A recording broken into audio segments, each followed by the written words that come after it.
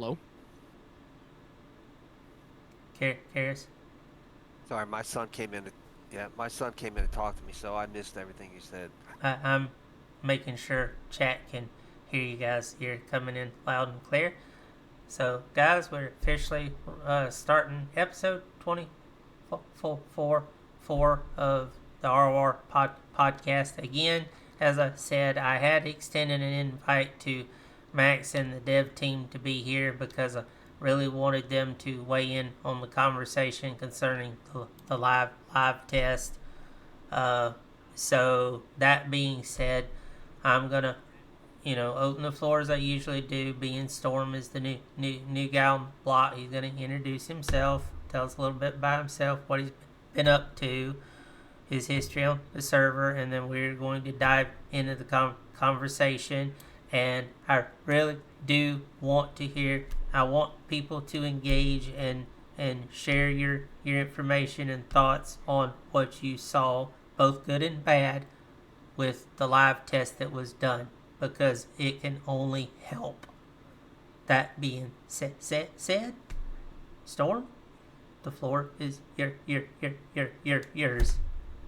Oh gosh, putting me on the spot. Hello everybody. I'm Storm, Tiger Storm Rage. Some of you know me from Twitch, some of you know me from Kick.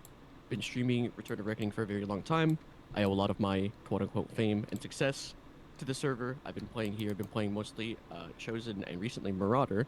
And even more recently than that, some of you might know, I also started trying out White Lion. So I've got a little bit of experience playing both factions now that I'm getting, something besides just a witch hunter into endgame. So I'm very excited to give a little bit of feedback for you guys. But it's an honor to be here, and thank you for having me, man. Always a pleasure, and as always, Karis will be acting as the resident host voice because I have a hard time speaking. I'm gonna run this last Stream Raider battle real quick.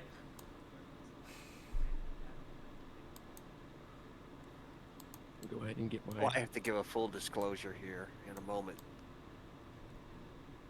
Go ahead, Karis. Let me know when you're ready. Go ahead. But as you mentioned a little bit earlier, I haven't been playing much, haven't streamed, haven't done much anything, and that includes, unfortunately, of course, being on the test server, and all of that is a function of, as I call it, the old wound. Some people who watch my stream will get the reference, and if you know, you know. If you don't, it's just I'm at the moment, and it is correctable. But at the moment, I'm blind in my left eye, and that kind of makes it hard to play an MMO game like this, or do much of anything. So I'm not quite sure how up to date my information might be, because I've had I had to have emergency surgery and all this kind of stuff, so I'm not I'm kind of out of the loop. But I'm glad to be here. I'm always glad to be here and help out. So Yeah, no worries. but I just it's wanted good to to put have you that here. out there, so in case I say something that's passe or whatever.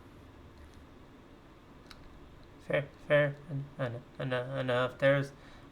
Even myself, I haven't been on the test server all that much because I've been busy with the guides and stuff, so my attention's been all over the place. But I'm closing in on having the guides done, at least for Destro, but that's not the main topic there. But Okay. at any rate, I know, Storm, you've got a lot you wanted to talk about, so fire away. Let you lead off, because I know you had quite a few things to bring to the table and I know as Destro predominant player. So go Just for a second, it. let me adjust my audio volume here real quick. Good morning, everybody. Welcome to the stream. I'm doing a podcast. Those of you who are joining me over on Kick, I'm doing a podcast with Toth, Mr. Tothman over on Twitch. If you guys want to go over there and drop him a follow on the Twitch side, I'd appreciate that. Without him, wouldn't even have a platform to talk about this stuff. So, a couple of things that I noticed when doing some preliminary testing on the ability rework server, as well as then doing the live test that they pushed live.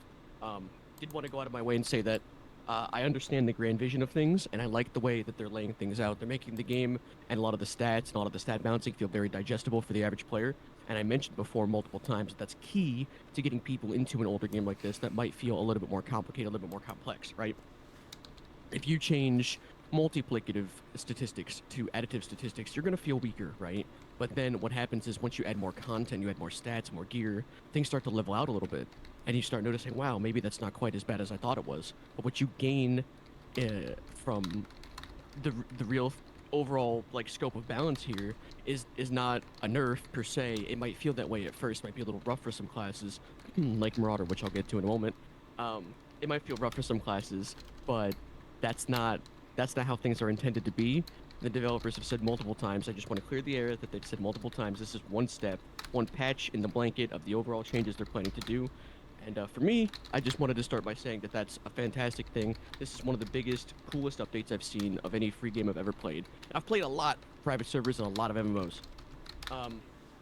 So just to give some quick insight on my end as a Destro player, some of the stuff that I did test is, start with Chosen. Chosen felt fine. Power from the Gods feels really good and very consistent with the change. And the other one that I noticed too was critical suppression is phenomenal if you're a bruiser tank like I am. Wanted to start by saying that that was one of the best changes you could have given, and I'm already fiending to have it back. Everything else that I tested seemed like it worked pretty well. I don't think there was any particular issues with Chosen. And I guess with that, I'll move into Marauder, and I wanted to talk a little bit about that too, since I know a lot of my viewers as well are Additional people, a lot of people who follow me on both platforms do so because I play a lot of Marauder. 1 second, Storm. An ad pop up. Okay. It's all good.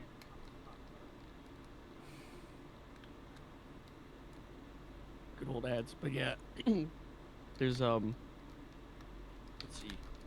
I've got some notes here and stuff. So let me know. Let me know when I'm good to go, Toth, and I'll get you. Will do. Twitch changed the frequency on the ads, so I've got no way of predicting them at all now. I had a plugin that used to help me track them that would let me know when they were going to change that, like an ad was coming up or whatever, but it seems like it's not working. Yeah, they sent a message saying they changed the changed it based on the viewers. So I have no idea now. Yeah, I know they said there was a bunch of different stuff they were testing out lately, so it doesn't surprise me. Good old Twitch. What can you do?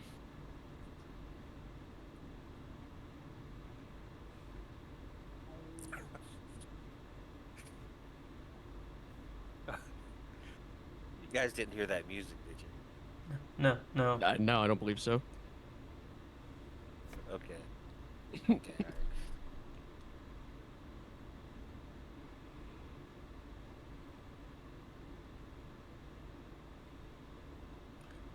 And we're back from station identification. All right. So other little chopping block note I wanted to make here was a big one. I'm sure a lot of you guys noticed that Marauder felt absolutely heinous after those changes, and I wanted to give some initial feedback of what I thought, how things felt, and what I would do to either add on to it or kind of correct some of these issues. Now, for me, I've been playing Marauder since like 2018. I believe is when I started this character, and I'm just now getting into Sov, so my opinion might be a little bit skewed. But the way Marauder felt when I logged in initially was quite bad, specifically for the monstrosity and brutality specs. It seemed to be about a 30% damage loss overall, and I'm not sure that just gear alone is enough to make up the difference of that. So I didn't want to like come in rage or get angry or whatever. I just wanted to kind of mention to the devs, just, I trust your guys' judgment. I just want to make sure that we're not going to blanket nerf something and then wind up in the same position Marauder's been in now, where the one gimmick that it has is, obviously pulling people, sometimes through terrain, which, happy to report, was largely not the case. Sometimes the pull would glitch with the server latency. There's only so much you can do, right? Servers run on tick rates. It is what it is. It's an older game, older server. It's going to happen. You got to be a little forgiving sometimes.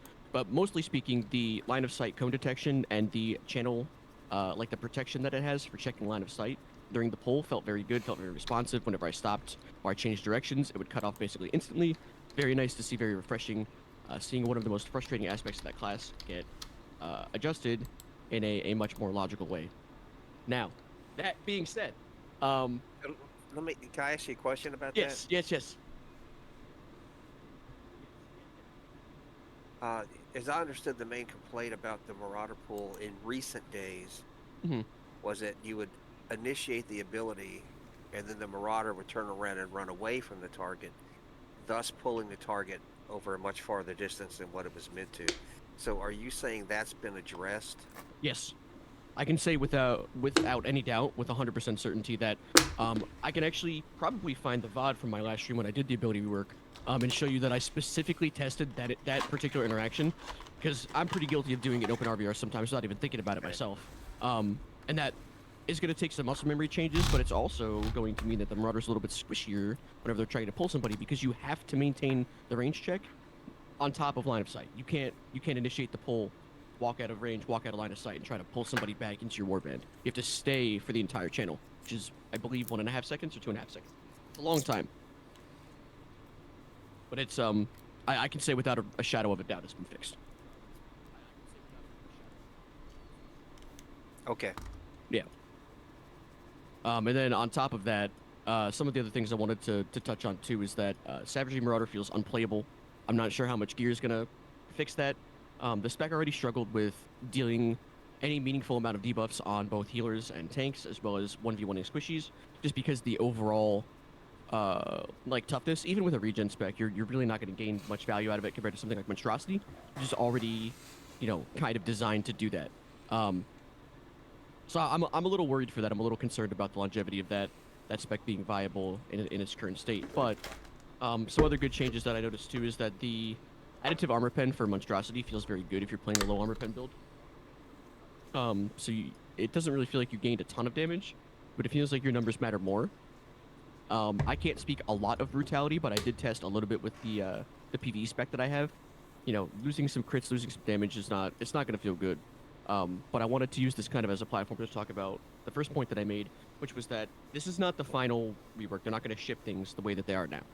What we got to test, what we were made to test, is basically a lack of communication on our player-based part. A lot of us, like Karis had said, some of us are busy. We weren't able to stream the test server just, for obvious reasons. And it was tough. It's tough to fit in content whenever you're streaming full time. So for me personally, I get that, and I wouldn't hold it against anybody. But one of the best things you can do right now is give feedback. Go to the forums, give feedback, talk to everybody, talk to people about your class, talk to developers about your class. Let them know what you think. This is a big change, a big swing in momentum for development. And one of the key things that I want to point out too is that with communication like this, some servers, some games would kill for stuff like this, right? They film at the mouth for the opportunity to have something like this where you can give immediate feedback to a big change that's coming. If you're unhappy, express it. If you have ideas to fix it, express it. I've been a big proponent of this for a long time. So is Toph, so is Karis. We've all kind of been talking about this stuff, on our own individual platforms for a long time. People need to make sure that they're making known how they feel about this stuff. If you just sit there and go, well, that's fine, and you sit back and you drink your lemonade, you're gonna wind up that your class is gonna feel particularly gimped if things aren't changed and adjusted. So that's why I'm giving. This isn't really me whining. This is me giving meaningful feedback. I want to make sure the developers know where I stand as somebody who's like in the middle of gearing at the moment. Marauder felt largely unplayable outside of Monstrosity, which, for what it's worth, is mostly the case now. But once you start getting into Warlord Sov, it feels a little bit better, and then like Brutality becomes a little bit better too for like 1v1s and stuff. So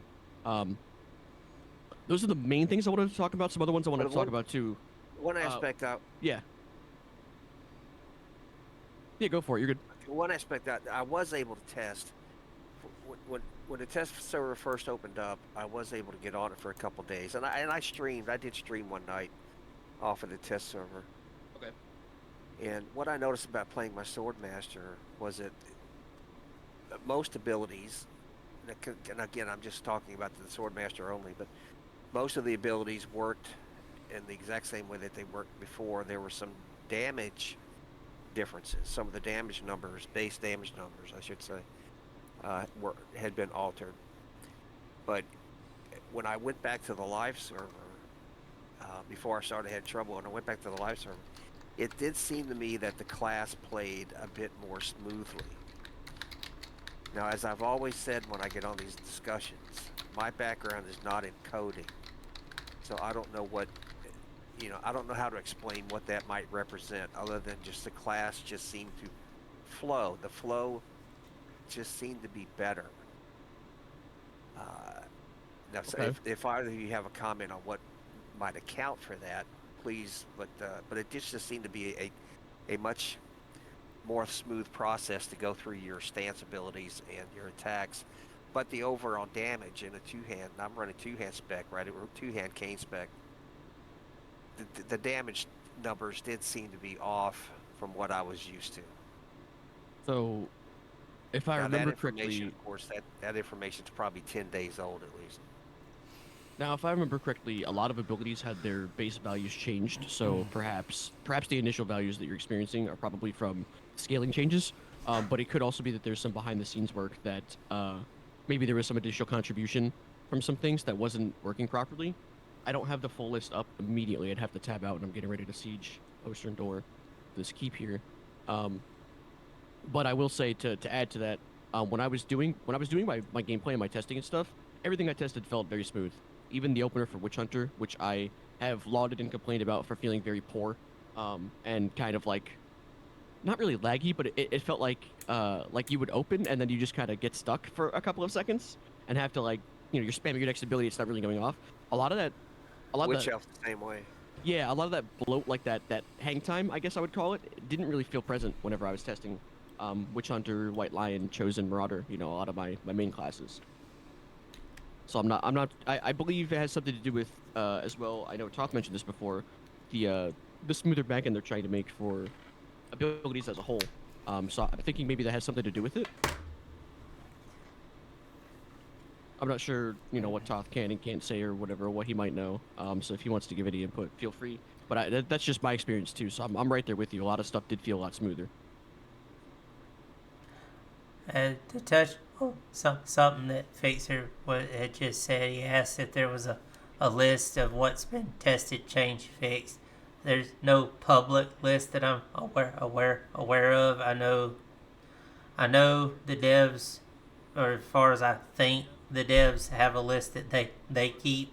I wish that there was a public list to show what still needs testing, so that it could help drive the testing on the public test server. So I would encourage the devs to put something Well, out there so that the community would know what to focus on. Yeah. Techno has now whether or not this is for open discussion or general for the general mass audience on the server, I don't know.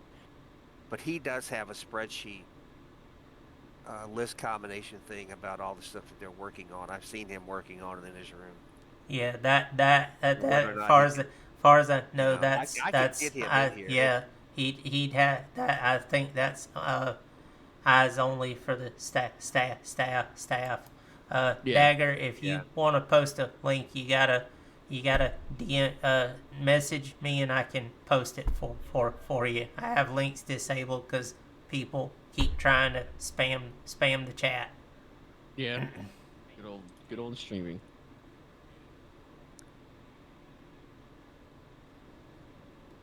Well, yeah, he's I'm Dagger's trying to read absolutely what correct. Dagger's saying here, 'cause Yeah, he's absolutely correct. The Magus, NG, Squeak Herder, Marauder nerfs, like, if your class feels bad, play it. Play it and Yeah. give feedback.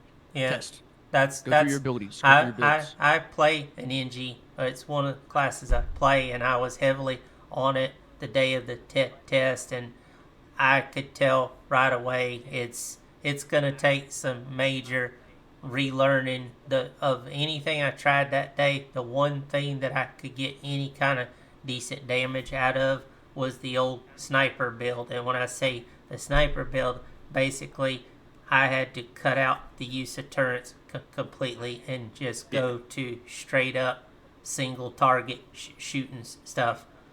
I couldn't depend on any kind of AoE, any kind of grenading ability, nothing. It's the engineer effectively has lost its teeth. And it's funny you say that too, because I said the exact opposite about you're not Marauder, the where only one to you went say single. that. I went AOE spec for mine because it felt like I lost all my single target. It just I tinkered with it, was messing with the skills and stuff. The Grenadier spec is, as near as I can tell, preliminary right now, is dead in the water. You lose the mobility, so you can't run around and throw grenades like you used to. You're stationary. Yeah. That's it. You also lose a lot of your utility skills from your turrets. Your AoE spec as an engineer is done. The damage is just that not, was is a just comment I heard about the engineers. Somebody- damage is just not there anymore.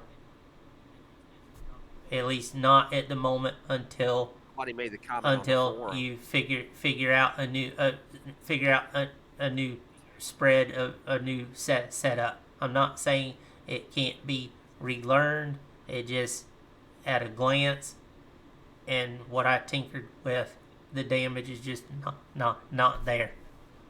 Mm. Yeah, the comment I saw on the forums was that engineer now it only serves for sound effects.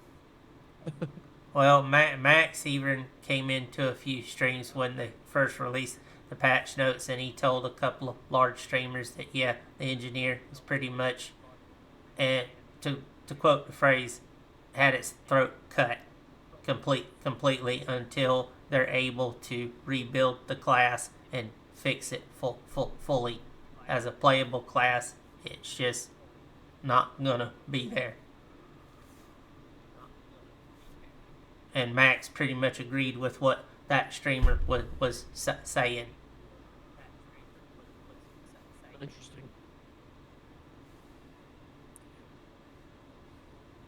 So Well, it's I suppose the best thing I can put in here on this whole question is that, given the amount of time that I've been on the server and the number of changes that I've seen implemented on the server, and then the responses to those changes and then the eventual adjustments and all that, probably the best comment I can make is that for everybody who plays the game, for everybody who's trying to build their characters or whatever, just be patient about it, right? Just be patient.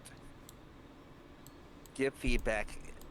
Don't worry. Don't stress. It'll all get worked out. Everything on the server eventually has gotten addressed if you just give it enough time. So I'm not worried about the fact that a class may be changed or an ability may be borked. Eventually it'll get worked out. Yeah. It will get addressed one way or the other. Well, that's what they wanted to stress too. Yeah. Is they said this is far from the final iteration. So if your class feels gimped or your spec feels like it got gutted, then give it some time. They're working on it. They hear you. As long as you're providing feedback, they'll take a look at it. Yeah, And then it'll be I ironed out. also spent time on the Slayer. Aside from some maybe relearn, maybe some slight changes to my rotation, I really didn't notice a whole lot. I talked to some other Slayers. Apparently, there's some bug issues with Inevitable Doom where it's stacking twice in under 4 seconds, but it's not proccing Gamble.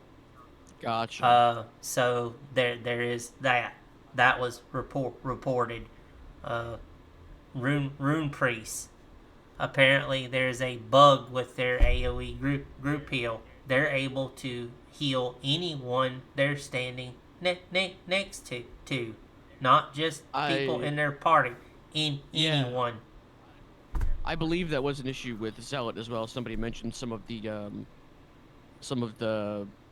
rituals were a little, like their AoE healing and stuff was a little buggy in that regard, that they were able to heal both out of party, out of warband, and then sometimes even heal enemies. Oh, hold on one sec. That would be cool. That would be crazy. Storm, did you want to read what that dagger said so I don't sec. butcher it? Or Karis one. Yeah, I got it. Let's see. So Well, I can kind of read it. Specs are the think you're most real optimal. close to So the yeah. Let me take a look here. So one negative aspect of Alright. pushing the update on live for limited time to test stuff is that people will gravitate towards specs that are the most optimal. Correct.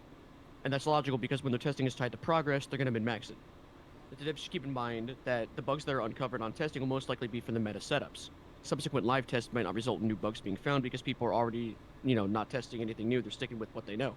Meaning that if a new live test nets a few bug reports, this doesn't mean that most of the stuff has been found. And I think you're correct about that. I do think that as somebody who spent a lot of time both developing and bug testing on private servers and helping do patchwork for World of Warcraft servers, I agree with you. That is absolutely something that you're going to see, and I don't think there's any real way to not even just incentivize, because I don't really want to use incentivize as a word, but there's not really a way to like push people to test everything. You're just gonna kind of have to hope that people who play their class are gonna want to care, and if their class sucks, you're kind of gonna want to hope that they're gonna want, like me, right, for Marauder, they're gonna want to make a video or make a post about it or talk about it, because otherwise they need to realize that these things aren't gonna get changed, not gonna get fixed, not gonna get found, exactly as you're saying it. And unfortunately, in terms of developing a meta, especially for the long term when it comes to dealing with people who gravitate towards one particular thing, I don't really have like a blanket solution for that. My biggest thing would be communication on both ends. So people who are playing, these classes or whatever, they should probably take a look at some of the other ones just to be safe. I mean, I don't see why you wouldn't want that information available, especially if you're serious at playing endgame. And then for the developer side too, I would have them, gently encourage people to test out stuff maybe they didn't necessarily want to test out before, or they didn't think to. A different class, a different spec, a different build, maybe some different armor types. Maybe try, if you haven't tried PV, try PV testing whenever that's ready to be a thing or whatever. Um, I'd say that's a very good point, definitely. Yeah, for instance, one of the things that was happening that I was listening to on for tanks, one of the most pivotal things for your tank specs, guard was not working.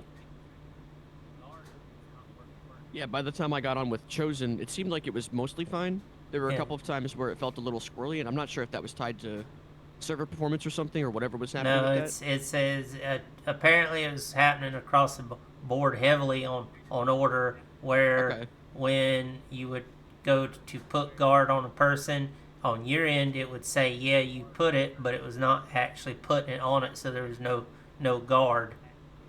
You'd hit the icon, you'd hit the spell for it to go off, but it wasn't actually putting it on. Wasn't providing you. Yeah, it wasn't providing the guard, so that person was taking the direct damage. Or if it did work, then the other broken aspect of it is actually going.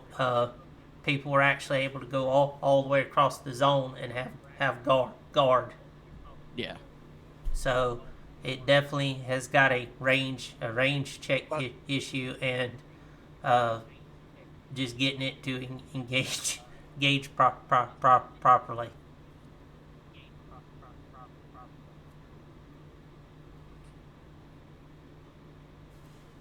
well, again, it I can't really comment because I haven't played in over a week. Fair enough. But what the other thing that I coming and talking about this that I really want to stress is more people need to get on the test server and test. Keep Yeah. testing. They need help. That's the whole point. And here's the thing: if we as a community don't allocate some time to helping get on that test server, ad break. Hold on. Okay.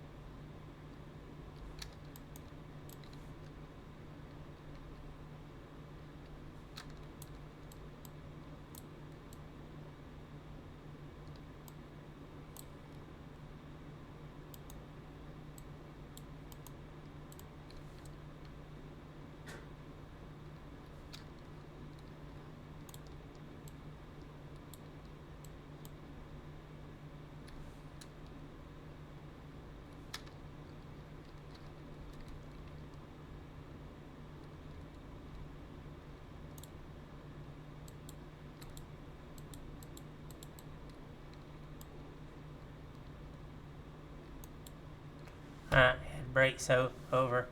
What I was trying to say, guys, is that we need to spend all of us as a whole need to spend some time helping test stuff, because the more testing that gets done, the faster they can get through the ability rework and get on to the other stuff that most of us have been wanting to get done. So if we drag our feet, it just drags out what they're doing, or worst case scenario, they push out the ability system with unforeseen issues and it ends up flopping, in which case the community will react negatively to it. Yeah. Which, I mean, I hate to throw this out there, and I've said this a lot this week. We as the community, we've demanded for at least 2 years now.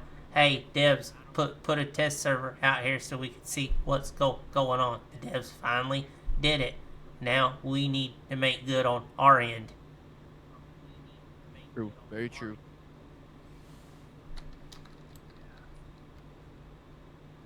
I mean, they can't do their job unless we pony up on our end. Yeah, I agree, and I've said before. Again, the most important, those of you that are coming in at the end of my point that I made earlier, is that the biggest thing you can do, the best thing you can do is, if you're unhappy with the changes, test them, provide actual feedback, adjust, run some numbers, adjust some scaling, provide some screenshots, record a video, record a clip, make a forum post, something, anything, any kind of feedback would help, especially if you're getting on the server and you're providing actual live input. That's gonna be the biggest help you can do for both your class and the community as a whole. Best believe I got a lot to say about Marauder for sure. That write-up is coming. And I think a lot of people should keep that in mind as they go.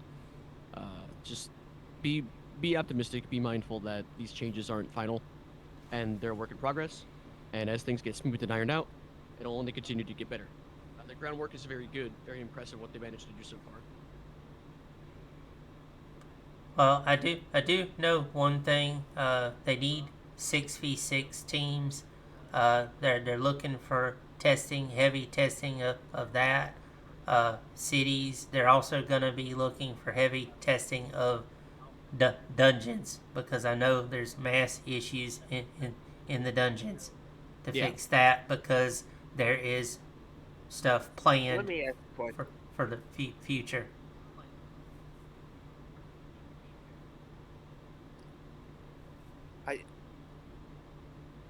My question is, and I'm not trying to say, I know I may sound confrontational, but I don't mean it that way.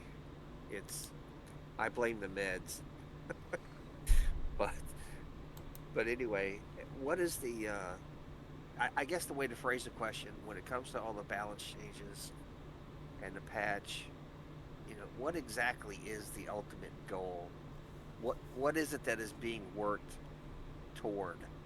Because when you're trying to evaluate the success of implementing a change, it does help the perspective issue to know what it is trying to be achieved. So if either you can comment on, like just basically what is the actual goal? What are they trying to? In a nutshell, the end goal is to completely overhaul the game and allow them to be able to add content according to Max, what he said in previous podcasts and what he said in dev streams, to add more content to the game and give the player base the very things they've been craving for so long that they haven't been able to do because of limitations in the current coding.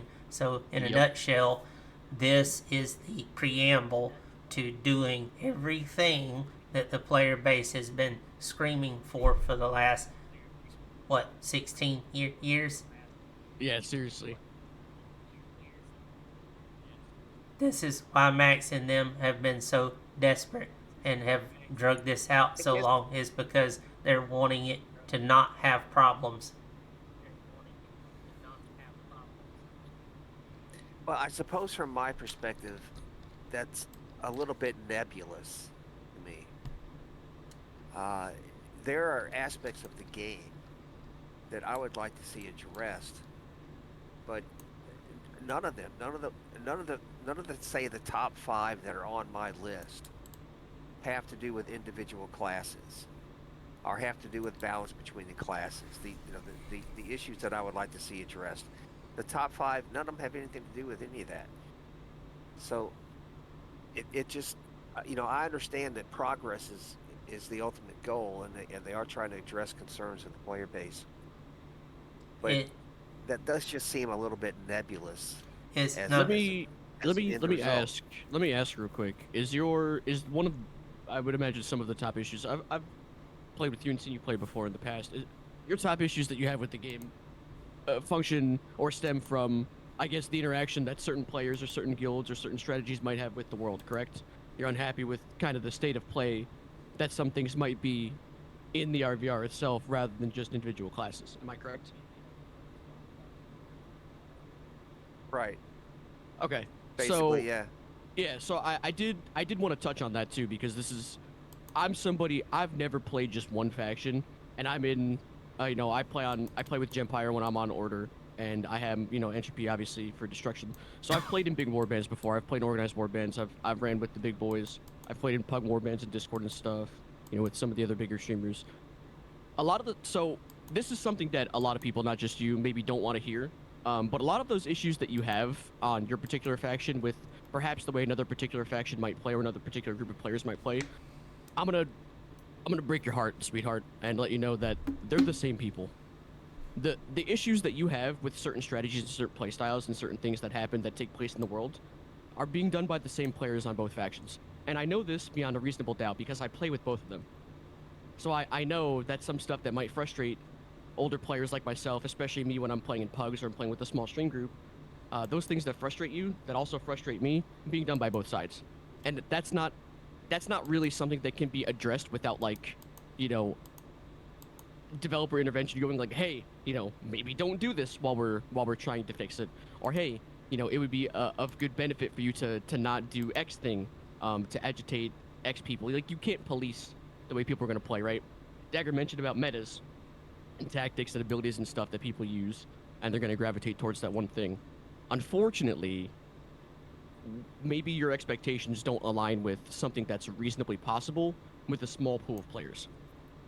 This is something that's been going on for a long time with WoW private service. I've mentioned it before, and I make a joke about it because I like to call it private server syndrome. And it's true and real, because this is the exact same thing that I've experienced developing for WoWscape back in the day, and also WoWBs back in the day when I used to do. There's some very big names on WoW private servers. If you played WoW before, you played private servers, you know who they are. And we, we were managing, 5, 6, 7, 10,000 people a day. And we kind of had the same thing happen. This is what happens when you have a small niche community of people who, they get familiar with one another, they develop these playstyles, these strategies, they abuse certain things. It happens on both sides. And I know not everybody wants to hear that. Maybe some people might get a little twisted, thinking like, well, my faction would never. No, they do. They do the same thing. Everybody does the same thing because it's the same group of players. X-roaming is real. People play both factions. It happens on both sides. I don't care. All right, let me chime in here because the issues I was referring to when I say my top 5 were not. I wasn't talking about a personality conflict. I could care less about X-roaming. X-roaming has never bothered me. It still doesn't bother me, and I don't complain about it. Therefore, the governing policy that I go off in trying to address some of these issues is that the smaller the player base on the server, the less any of this matters. True. You can do all the work you want to about balancing classes or attempting to address the issue, we'll say get to the chopper or marauder pool or white line pounce or whatever. You can address all those issues, and if nobody's playing, then what have you really accomplished? So then do you think that maybe like the ability of rework, try to retain a player base? Say again? I said, do you think maybe like the ability of rework might not do that, right? It might not not just pull people in, I don't but know. it might not return. I'm not You trying know. to pronounce judgment on it either way. Okay. But I think, but my core issue is and always has been that the smaller the player base becomes, the less any of this matters. And therefore, to my logical thinking, it would be more beneficial to do things that are going to retain and increase the size of the player base, as opposed to doing something that just appeals to a few individual groups of players. Or like appeals to the people like us who are already playing. Why bother to have a quality of life team if the quality of life never gets improved? So then, let me ask. Then what? Outside ability rework aside, right? So what do you have like maybe an idea or something that you think would be good for like getting people in? I know like Twitch campaigns have been pretty good in the past at getting new players in. The people making content has been pretty good too. But like I said, I know you're more well versed in that community aspect Yeah, than and I am. So well, that would be my stress point, is some of the live events that have taken place over the last year, maybe a little bit longer than that, I thought have been incredibly positive. That they've given people things to do that they haven't been able to do before, and variety. I'm not trying to sound cliche here, but variety is the spice of life. If you give people, different things to do, they will stay more interested in the product you're trying to sell. So just some differentiation, and I think I talked about this. Was it Toth? Was it 2 weeks ago that I talked about the randomness, or was that 4 weeks ago? I don't remember now. It was about 4 weeks ago, the random world events. 4 weeks ago. okay. Yeah. Okay. But for example, and I would just give one example. I'll limit myself to just one example here. Sure. The broader sense approach that I'm talking about. That live event where opposing cities became open to be raided. Oh That yeah. was, that was the most brilliant thing the server has ever done. And I think that needs to be done more often. Again, perhaps you notice, like, every now and then, everybody's playing. It doesn't matter what's going on, with the exception of maybe Land of the Dead, but whatever. But it doesn't matter what's going on. All of a sudden, a notice comes up that it says, "The inevitable city is now subject to be raided." Bam! And for Yeah. 2 hours, you can go raid. Just something different. That's all. Okay, I got you there. That's a phenomenal idea. I like that. I like that a lot. I get that, but here's the underlying issue, and this is something have said repeatedly over the last week now, especially, is that it doesn't matter how many people we get in new, because this has followed a pattern with each time we've had a sudden influx of players. We get new people coming in trying the game, but the problem is we get the older players will target those newer players with the intention of running them off. They don't give them, they just go out and farm them, annihilate them. Case in point with what has been done to Cross. Granted, Cross has been fighting tooth and nail right back and trying to hold its own, but it's the same mindset. New players come in, what happens?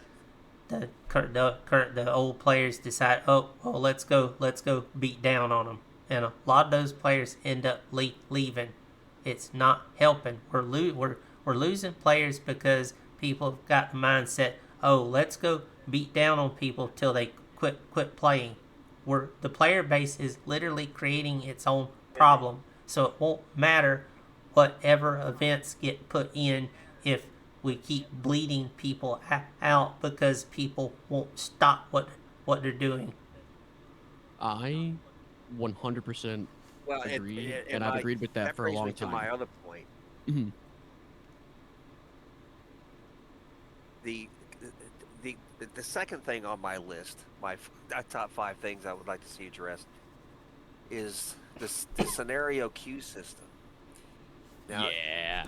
it has been confirmed in recent years is that the queuing system is specifically set up, specifically designed to put pre-mates against the pugs, Mm-hmm. and that's backwards. That's backwards. The queue system should put pre-mates against pre-mates first. If there's nobody else playing, okay, fine. You know, you're going to get into an SC that's you're going to get into an SC that has a pre-mate in it. You know, that's going to happen. That's not my complaint. My complaint is when the system is designed to put it that way whenever possible. Right. I think that's just a bad idea. I think it needs to be just like changed. Toph said, I think it runs people off. Yeah, Yeah. I've said this for a long time. I agree with you. Yeah. I have done beyond reasonable doubt of testing. If any developers want to reach out and discuss how the system actually works with me, feel free. But beyond reasonable doubt, I have been able to confirm on stream through my own individual testing that if I queue solo, I'm going to get put in a pre-made game, especially when the population's high, when there's the most amount of people playing during the day, 1,100 people during Yeah. the live event period. You're going to get put against a pre-made if you queue solo or if you queue with a duo. It's gonna happen, period. And that's not like small player based thing. That's the way the system works. Because if you queue a pre-made, chances are you're gonna fight pugs. You guys in my chat ever notice how sometimes we get queued up with the boys and we get in and we're stomping people for hours? You ever wonder why that happens? That's the system at work, and it needs to be changed. Because you're only going to frustrate people, especially people who are Yeah. my so I play a lot of different characters. I don't just focus on one, and I know like that's kind of incorrect when it comes to endgame gearing. I'm getting into Sov now with a lot of my classes. And frankly, pardon my French, the experience sucks. It sucks. Being mid-tier geared blows. It's awful. You can't, none of the damage, none of the healing, none of the mitigation, none of the stats, none of the gear you have matters when it comes to fighting a coordinated group of people who all have an additional, 20 plus item level on your character. You're never going, no amount of grinding your face against the grindstone, rubbing your nose against the grindstone is going to sharpen your helmet. It's not going to fix anything. And throwing people into the metaphorical lake of fire and saying, well, we toughed it out. Good should be good enough for you. That's not an answer. And I understand that yes, there is prestige tied to being the top dog and farming the little guy. I get it, man. I play WoW. I know how it is. I do world PvP. I know how it is to go out there and feel like a god. I understand. People want that. That's the MMO feel.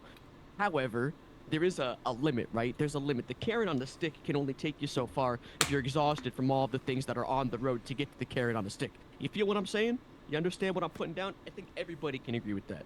Old, new, big, Yeah. small, no matter who you are. Yeah. I think we're all in Yeah. agreement that is one of the biggest, and I'm so glad you guys brought that up. That is one of the biggest criticisms I've had of this game and this particular server for like the longest time. That there's no denying it. There's no going back on it. That is absolutely how the system works, and it needs to be changed.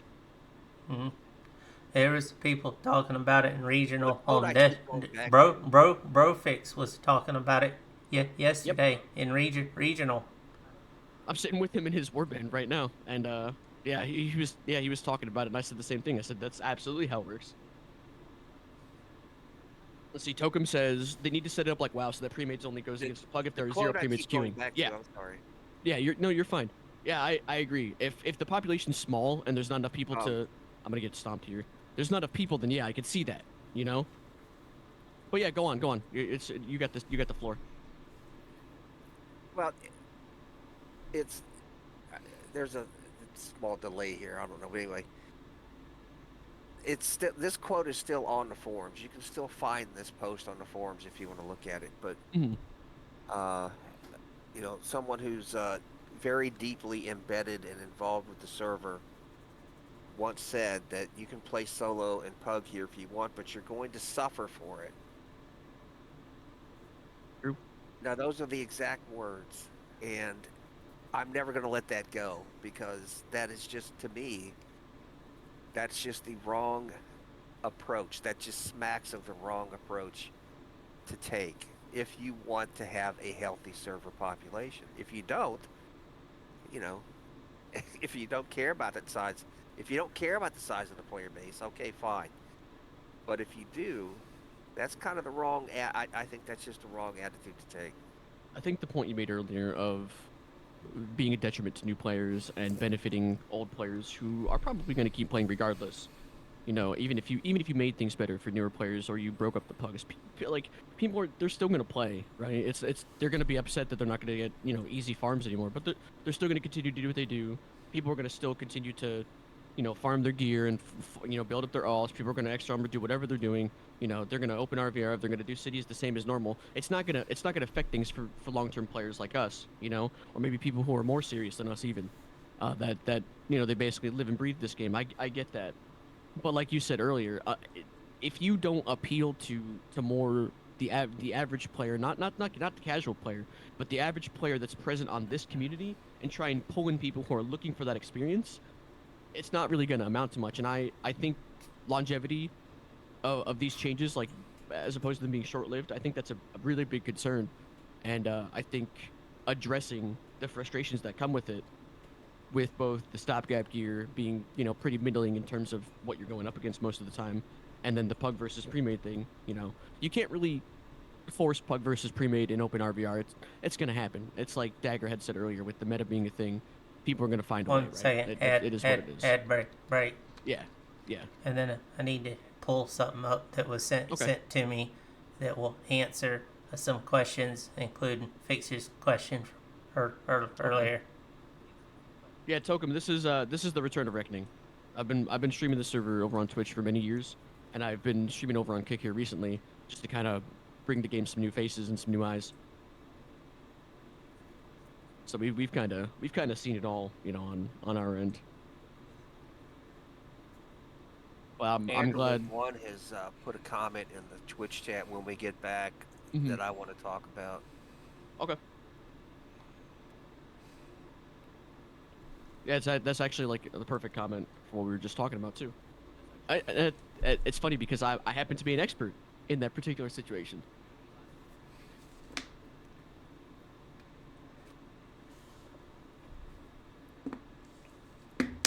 Those of you just tuning in as well, welcome. Happy to have you. Hopefully you're having a good Saturday. No, I got sent a list of the current bug things that have been fixed and are to be fixed on the test server. Okay.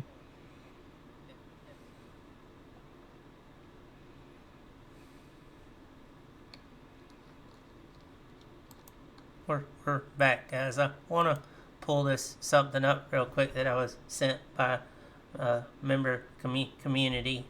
This is on the bug tracker, but to answer Fixer from earlier, plus to kind of correct myself a little bit here. Mm-hmm. This is available to where people can see.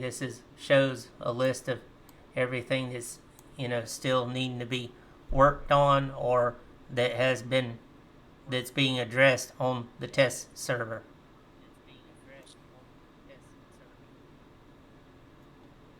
So this is like known issues, things that are in the works that are being worked on. So there is a roadmap that shows what's being done. This got sent to me with the green light that I could display it and show you guys. Nice. So there we go. Yeah. So you can see everything that's being worked on.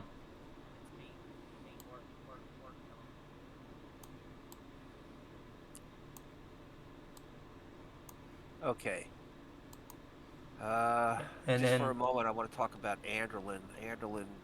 hold on one sec, Karis, before we jump to that, because Okay. Dagger had said something, and I wanted to address it real quick before we got into anything. And Dagger also said, sorry to send you back to the previous topic. Took me time to type it. The feeling I get is that pushing the update live for a day this week set a precedent. Many people think that since the new system went live with all the problems it had, the only testing that needs to be done requires massive numbers. In reality, individual testing is still needed. The response of many people have asked is that in order to get motivated to test, they are waiting for a repeat of the previous test on live. I get that dagger, which is why I've pleaded with people to get on the test server, and a lot of the responses I've gotten there is people saying, "Well, I'm not getting on the test server unless I get compensation." To which my answer is, "You're not getting any compensation."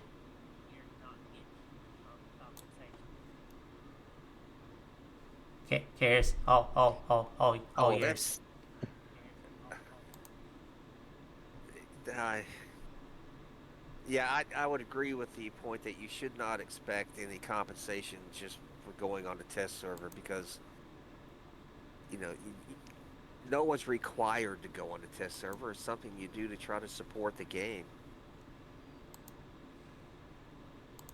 All right, but the other point I wanted to talk about was again, Anderlin one says, "I hate the weekend SC.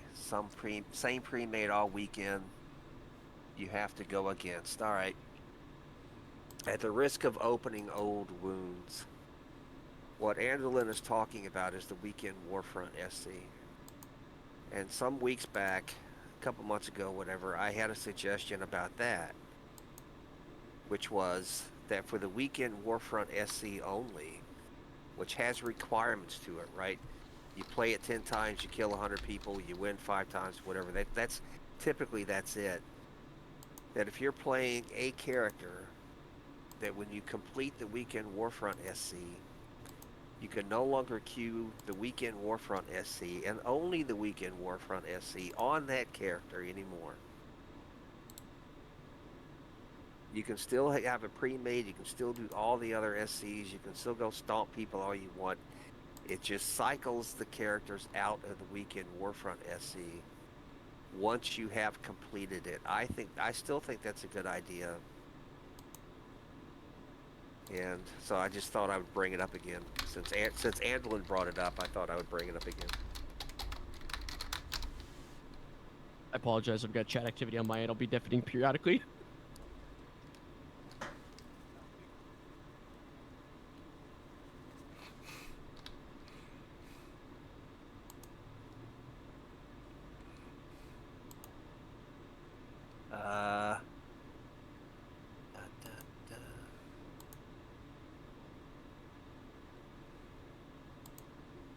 Well,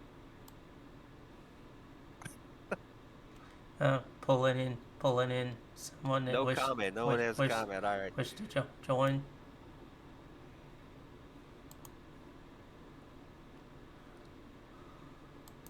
Sorry, Karis, I didn't have a. I got sidetracked by pulling in that dagger to the Discord call. Hello, everyone. Thank you for having me. It takes a lot of time to Oh, type Jay there? things, so Okay, great. yeah. Yeah. So please continue, and I will give an input when necessary.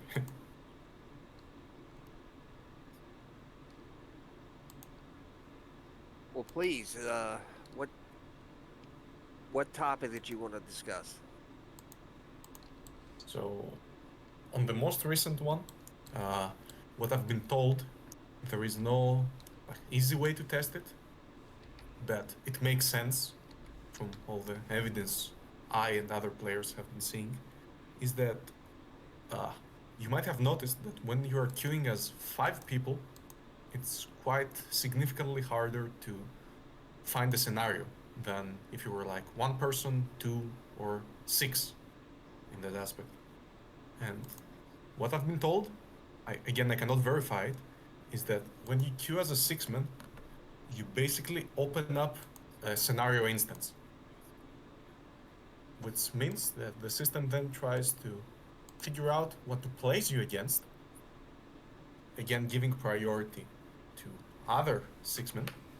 However, as the scenarios are not really frequent, the moment Six-Man opens up a scenario instance, it tries to fill it and too fast.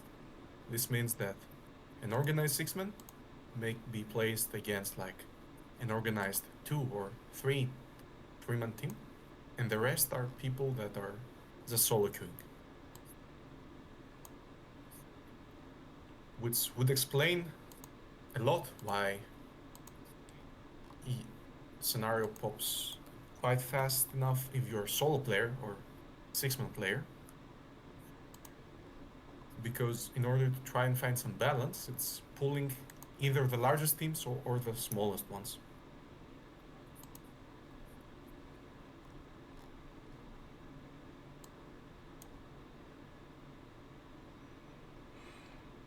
That is a possibility. And this is one thing that a new ability system can finally like start changing stuff, because there are a lot of background mechanisms that could not be changed so far. And this one, as you've already guys specifically mentioned, is particularly obnoxious. As a test, like in the last week, I was trying to solo complete the event scenario, just solo queuing all the time, and it was time after time after time against premates as a solo player. The moment I formed my own Six-Man, it was the opposite. So yeah, you're not imagining things. Something is going on and needs to be changed, as you said.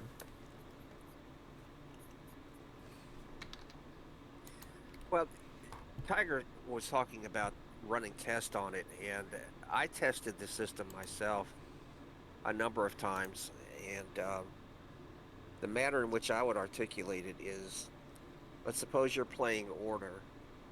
You queue for the scenario solo. You go in, and 9 times out of 10, you'll be up against whatever destruction premade is playing. So then you cross realm to destruction, pull up a character, and you start the solo queue for scenarios, and you will never see that destruction premade.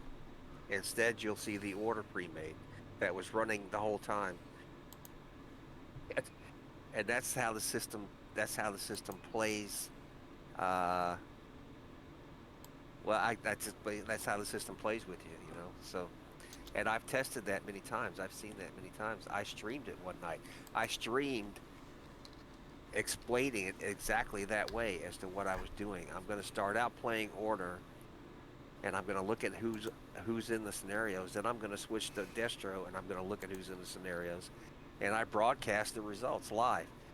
So it's just aggravating. That's all.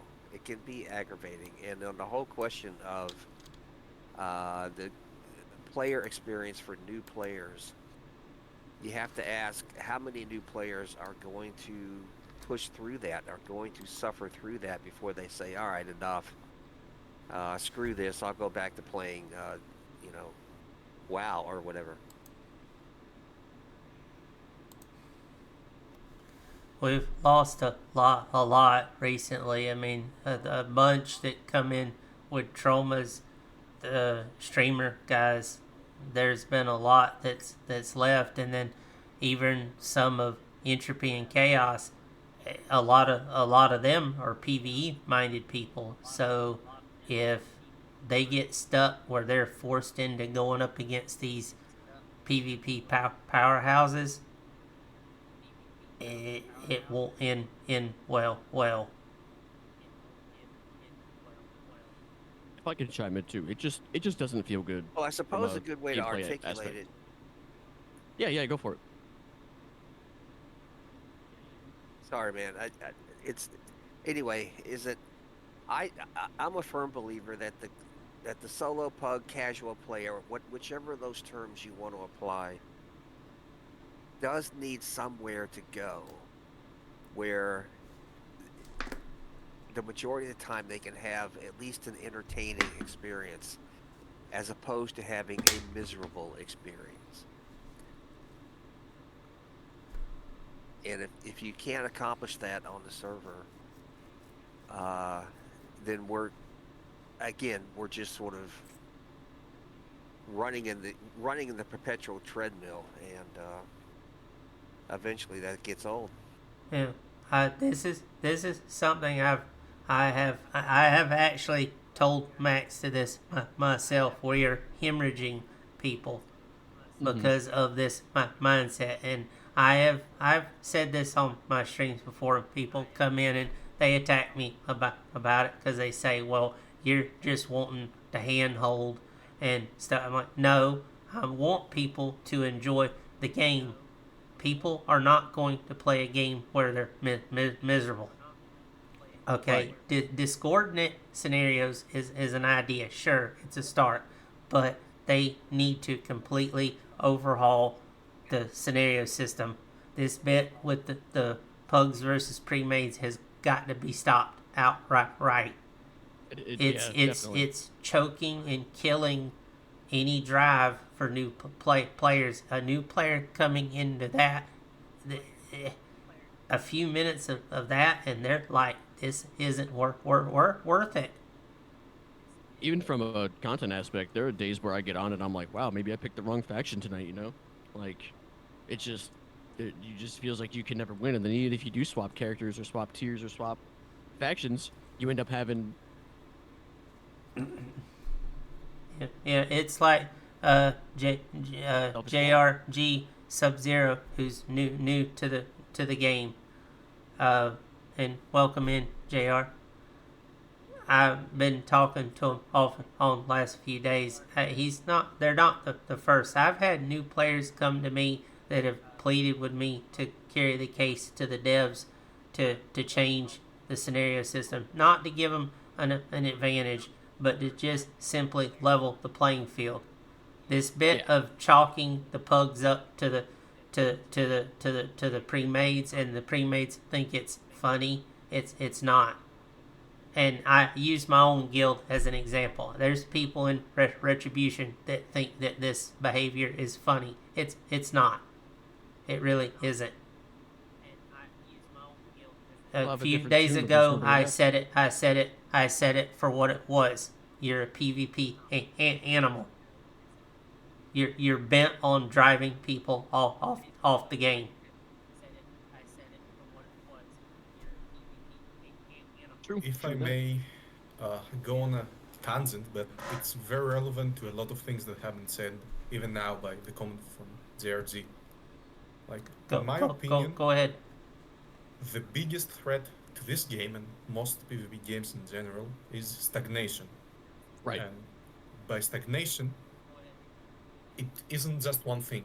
Stagnation, for example, for a PvP player that enjoys PvP only could be that he's not facing any new opponents or any opponents at all because they have been driven away by balance. Stagnation for a PvE player might be that he hasn't seen new content in 5 years. And stagnation for a new player might be the feeling that they cannot progress. And in my opinion, the new ability system is there to address exactly this problem. If you pay close attention to the numbers of players online on the server, because there are a lot of websites like monitoring that and giving out data, you'll see that although there's like some fluctuations, like up and downs, it's like it's a pattern, and it's steadily going down. If Trauma and Cross and his guild hadn't given us a resurgence like 2 or 3 months ago, we might have still been around 300 to 400 people Yeah. active on EU Prime Time.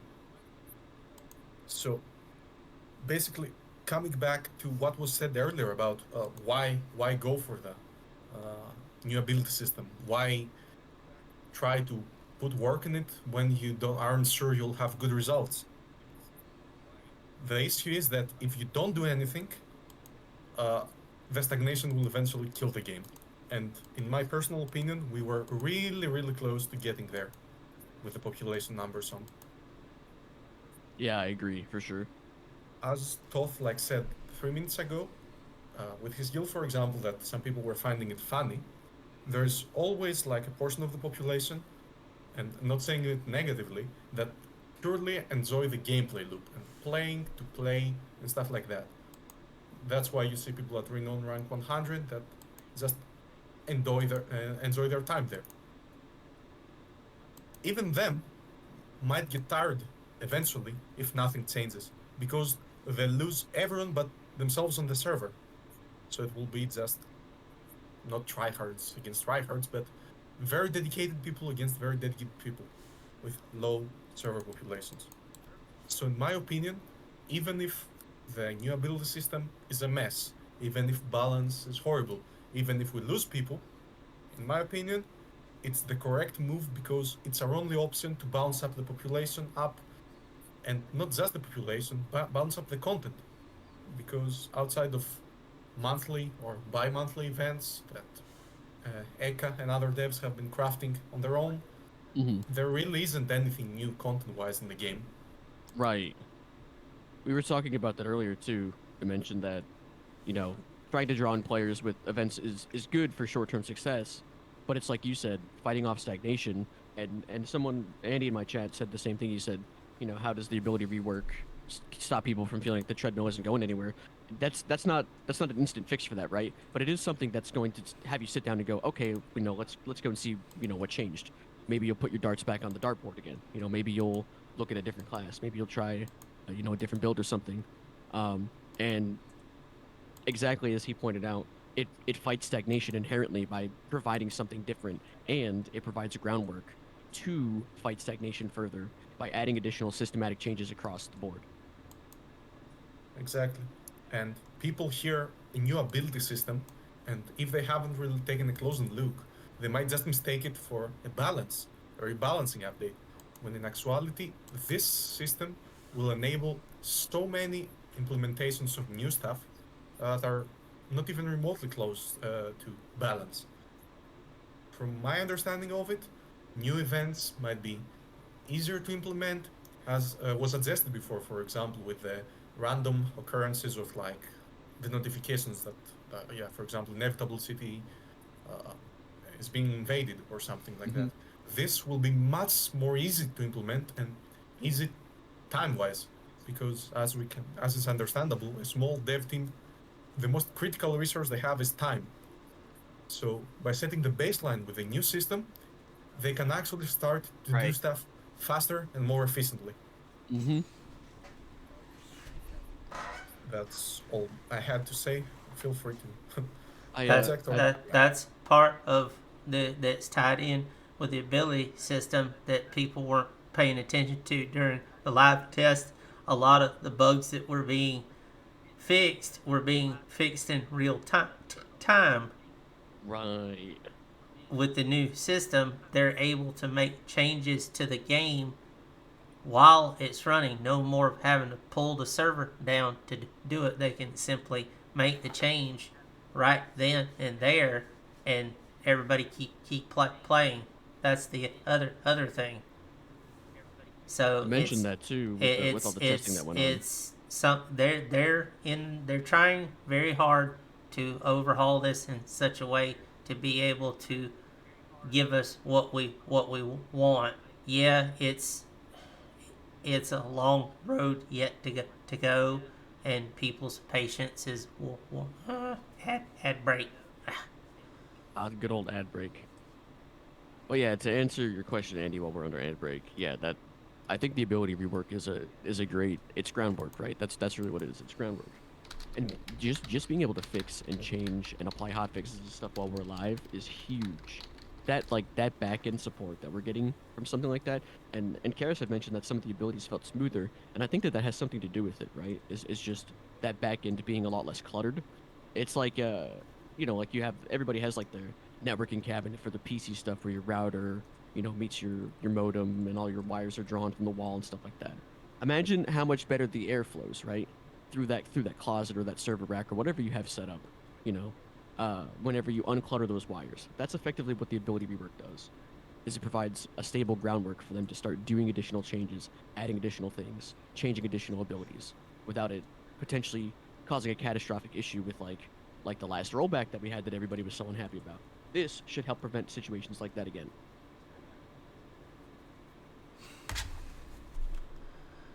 And I think once And you we're back. once you have back. that happen, yeah. Okay, cool. Now that we're back, yeah, I think once you have that situation in place, once you have a stable groundwork like that in place, people will feel better about investing their time into something that's not, broken. Well, to address JRG's bet with T1, Well, I I want don't to take a minute. go ahead, Karis. All right, I'm sorry. I went on a be, between now and the next podcast. I got to figure out why I'm on this little delay. But anyway, um, I think the point needs to be made, or at least I want to make the point that I've invested the amount of time on this game and then this server that I have because I think it's worthy. As far as a game goes, this one is worthy, and I still believe that. So I still want to see it do well. I want to see it survive.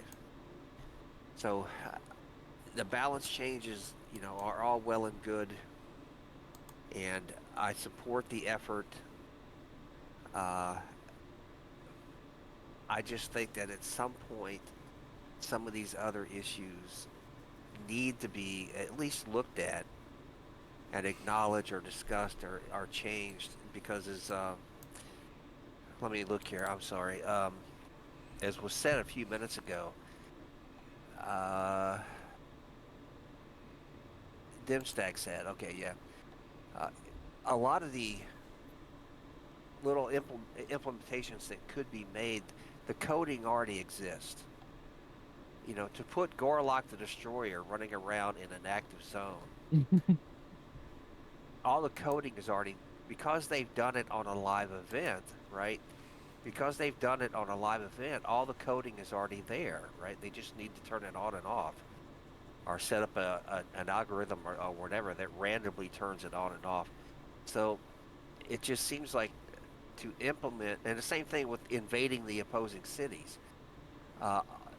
It's already been done, so the coding has to be there. So these are the kind of little changes, or the double renown was another suggestion that I made. It's like every now and then, a notification comes up for the next 2 hours, the next 3 hours, whatever. Double renown for everybody. Completely random. Okay, the coding to do all that has to already be in place, right? So I don't think it would. It seems logical again that it wouldn't take that much to implement something like that if they wanted to do it. So I support all the balance change stuff, the ability to rework and all that blah blah blah. I mean, I'm glad they're doing it. My heart is just, my heart for my hope, my aspirations for the game just lie in a little bit different area. That's all. If I may add one thing, is that yes, they might have done it in the past, and the code, let's say, might exist. However, the new system that is being worked on and will soon be in place will recontextualize a lot of things. For example, not only that they have to recode it to work, but they will have to make sure it works, and they might also be able to change things up a little. For example, before they could have possibly only done a global rain on boost event, when now they could maybe do it local in an area to incentivize better spread around of the population, let's say. Like in mid-tier, for example. Yeah, in mid-tier or even tier 1, as it's frequently requested in the last few weeks, especially due to the new influx of players. But what I'm gonna say is that all these aspirations that, as you said, everyone wants to see this game succeed, everyone loves it for different reasons. Even new players have been having a really good response to it, despite all the background noise of getting farmed, let's say. But yeah, especially with a new system, I believe there are a lot of things that could be done. And not really even innovative things, because if you compare back to live, as you said, there were a lot of systems in place that could spice up the already existing thing that we have right now. And one final thing I will say here is that we're very lucky that the coincidence of the ability system finally finishing and trying to be implemented happened around the time when our server population got such a huge boost. This means that even things are rocky, we will at least manage to survive and see better days after all is said and done. That's my outlook, at least for it. That's a good way to look at it, definitely.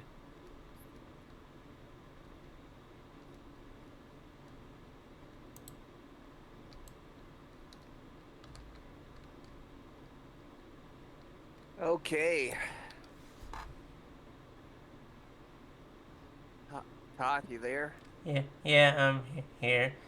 If you're referring to that other server, Optimus, no, that you're not gonna advertise that other server in my chat.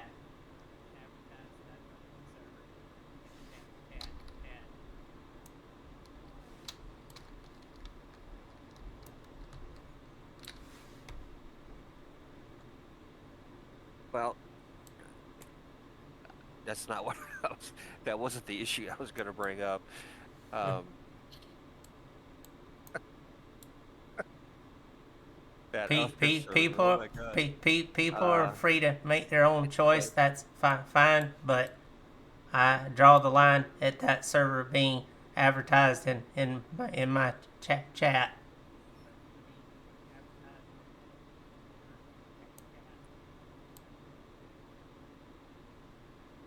Well, my only other minor point that I would bring up, and I want to ask, actually, I'd like to get Storm Rage's opinion on this. I really would. I mean, I'm being sincere. I'd like to get Storm Rage's opinion, and it's specific on the ability changes for the white line pounce.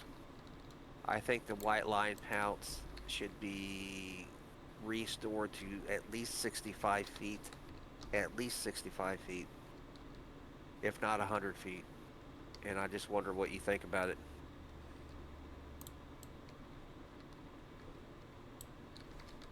Was it like that on live?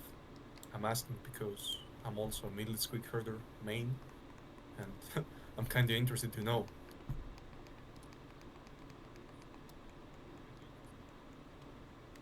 It used to be 65 feet here, then it was reduced to 40 feet. Interesting.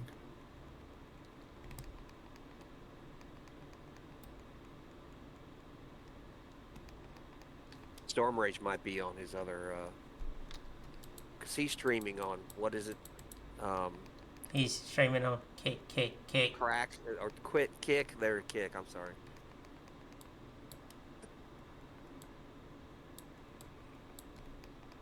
Streaming on crack, yeah, that's it. To answer your question, JRG, there now that it's been brought up, there's two servers being worked on.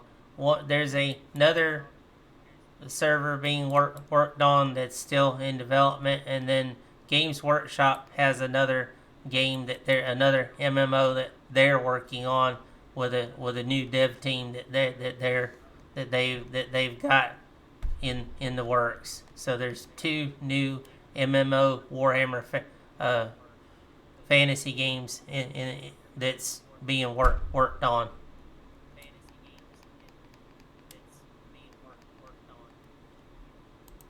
But yeah, if I may say, if anything, like the interest of people to try out the other servers is like also indicative of the need to spice things up here because it's gotten stale. And it's logical because it takes a lot of time to set up the groundwork, as was mentioned before. And we're finally seeing the end of it. So I would advise like people to at least be positive, even if it's like very messy at the start.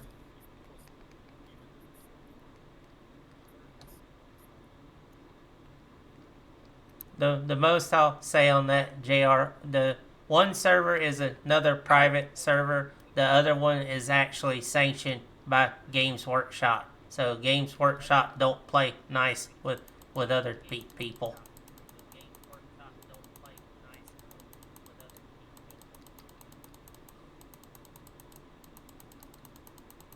Wait, I'm sorry. I'm completely out of the loop on that. Toth, you're saying that Games Workshop is this another Warhammer type game? It's another what is Warhammer format MMO. doing? Oh, they announced it a couple of months ago.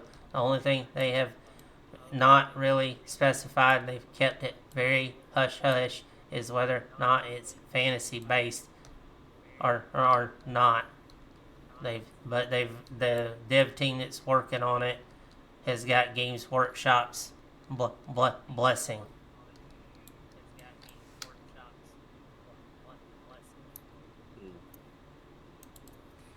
Ah, well. All right. I apologize, Toth, but I've got to bail.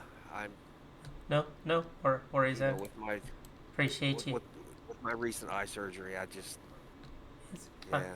I get it. Appreciate you hanging out as long as you have. Right. And we've gone well over 2 hour mark.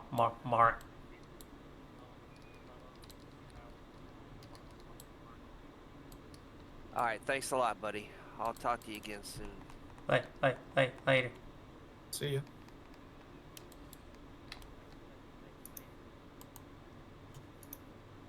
So, if I may also, first of all, do we have time, Toph?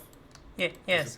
I told Storm I would extend the podcast so everyone could get their thoughts down. He's still muted. I'm waiting on him to come back because he's talking to his chat. Yeah, it's fine. Until they come back, if I may add one more thing. Go ahead. And that would be that with the current state of the game, and current I mean as in right now, after the first test, and maybe with anticipations of further ones, something that is in my eyes quite necessary is to also put an equal focus on the PvE scene as was done last time with the PvP, with City, Fort, Land of the Dead, everything on the same day. If there is to be a repeat of the previous, let's say, live testing, it would be a very quick and efficient way to also test PvE. That from public statements of the devs, as you can see also in the patch notes for the previous live test, most of the dungeons, excluding the level 16 city dungeons and Gambit, were not operational, or rather completely untested. Yeah. And without downplaying the major focus of the game, which is of course PvP, as is advertised and very often stated, PvE is also crucial, especially for new players, because if the new ability system gets implemented, and let's say some stuff are broken or things are not functioning well, the people who are the most, let's say, in risk of quitting might be new players that see that, oh, my class is not working as I wanted to play it, or why does my class feel not so strong, without understanding the reasons. I know where you're going with it, because the main pulling point with any MMO, and I know this from working with other dev teams, is what will pull a population into a game faster than anything is PvE content, not strictly PvP. PvP, while it's not nice and will attract a population, PvE will always pull the larger number. That's, you look across the board and it will. It will. And this game has PvE in it, whether people want to admit to it or not. It does. And there's plenty of it. It's been largely neglected or overlooked because people choose to ignore it for the most part. Exactly. But I get what you're saying. Is a lot of your newer players start out in PvE and work their way into PvP. So if something doesn't work and they run into it in PvE, it's gonna derail their motivation to want to try PvP, because they're gonna be like, well, what's the point if it doesn't work here? It's not gonna work in PvP. Exactly. And not only that, but something that may not be immediately obvious is that PvE, especially dungeons shared across both realms, are essentially one of the best indicators you can have for balance, because every single class in the game wants to do them, and every single class in the game is facing exactly against the same enemies. So you can see which abilities are underperforming, which classes are underperforming, which compositions are even underperforming, because no dungeon group is always the same, right? You always see people that want to do, for example, Bastion Stairs, but there aren't dedicated groups that boost, let's say, one player. It's always mixed groups. Not quite the same, especially with the main focus being PvP, because PvP and PvE operate differently. For sure. So I mean, in the PvE end of things, yeah, sure, I would say, yeah, you've got different compositions and stuff. That's true, and it tests out the classes differently. But when it comes to PvP, you can't apply what works in PvE dungeon setup to the PvP setup, because it's completely different. That's true. You cannot figure out exact numbers, but you can see comparative differences. That's all I'm saying. To a degree, yes, I would agree with that. But there's still a lot of differences to it, and you really can't mesh the two 100%. It's close. I mean, you could use PvE as maybe as a baseline in some ways, because I used to do it and I used to do that same thing in WoW, sure, but there's a limit. I mean, at the end of the day, if you want to see how your group composition does, you're gonna have to go full battle rattle in PvP, test your group makeup, and see how your what your rotation, what your damages are. Test everything from and get all the data, and it's gonna when you look at it, it's gonna be completely different than what your data would have been coming from in NPC monsters damaging you, because that you can predict how much damage is gonna come from those NPCs versus what an actual player would do. There's a lot of unknown variables. Whereas with like I said, with when you're dealing with a set mob, it's you know exactly what you getting. So yeah, on that, I'll agree with some of it, just not all of it. You can't use PvE to compare it fully with PvP. It just of course, that's understandable. Now, as far as using PvE to train a group to work together as a cohesive unit, sure. As far as their situational awareness, as far as stuff going on around them, yeah, it can help speed up their reaction time immensely.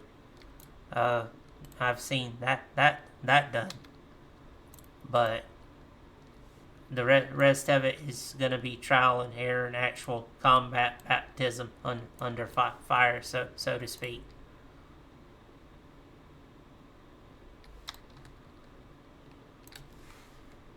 I think Storm's still talking with his chat. Anyone else have any other topics or any other thoughts they'd like to bring up concerning the recent test or suggestions that they would like forward on to to the devs. Again, guys, I strongly suggest, the more you guys make suggestions, the more information you put forward, the better.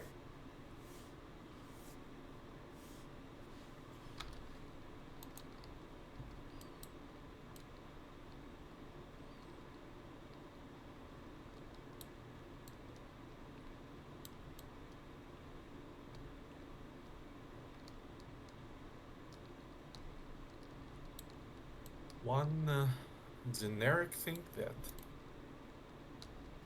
might be like a pipe dream, but it has been implemented in other games, and I don't see a reason why it shouldn't uh, also be possible to implement here.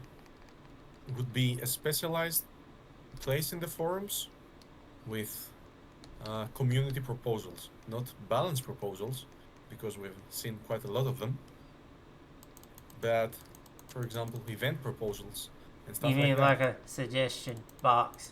Yeah, like it's a Yeah, suggestion box. from my Because understanding, there was something like that, and it's still, if I understand, it's still there. The problem is that every time people make suggestions, it gets buried because people will immediately sit there and say, "Oh, well, that won't work," or they'll shoot it down.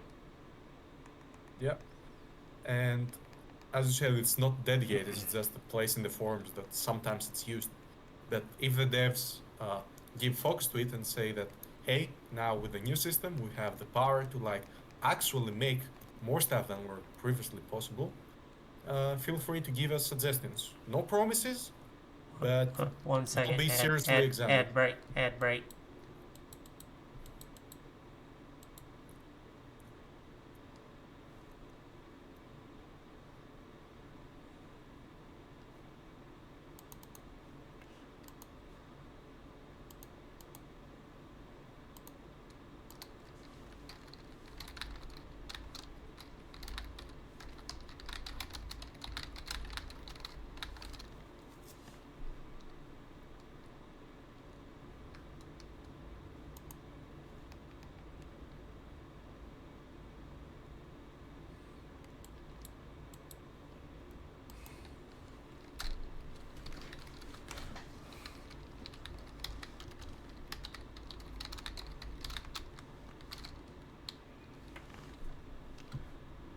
He's still playing catch up with his chat. I hope there is also some input maybe from their chat. Who knows? They might just. He should be. Storm usually gets a fair amount of input from his chat. Nice. That's nice. And a lot of his community are very adamant about sharing their viewpoints on things. Is the ad break? Yeah, it just ended. So continue with what you were saying. Yeah. Basically, to repeat the final few things is that if the devs communicate that the possibilities are now greater and that we could potentially examine things more seriously than before, when we lacked the manpower and the help of the actual system to implement them, then maybe there could be a resurgence in like player interest in finding out fun things that could be done about the game, because just us 4 people could think so many things if we were like left alone in a room discussing them. So why not take even more input from the community on that aspect? The problem is there's people can still put forward suggestions. The problem is it's the player base itself that keeps shooting it down, because people, instead of people being open to suggestions and stuff, what tends to happen is the player base sees an idea and they immediately go on the attack. That's true. I've also seen it happen personally. However, since the player base is not running the server and the devs are, this doesn't mean that any new ideas could fall into deaf ears. Sure, it might be like discouraging to see you get piled on by like half the active members in the forums. Plus, the devs don't have the manpower or the time they're stretched thin as it is. Mm-hmm. That's true. But just giving out ideas can never go wrong. You never know if in like 6 months they might say that this was like too good to pass up. Why not try to like implement it that way? That's very true. I'm not saying it's not a possibility. I'm just saying. I mean, they would need more staff.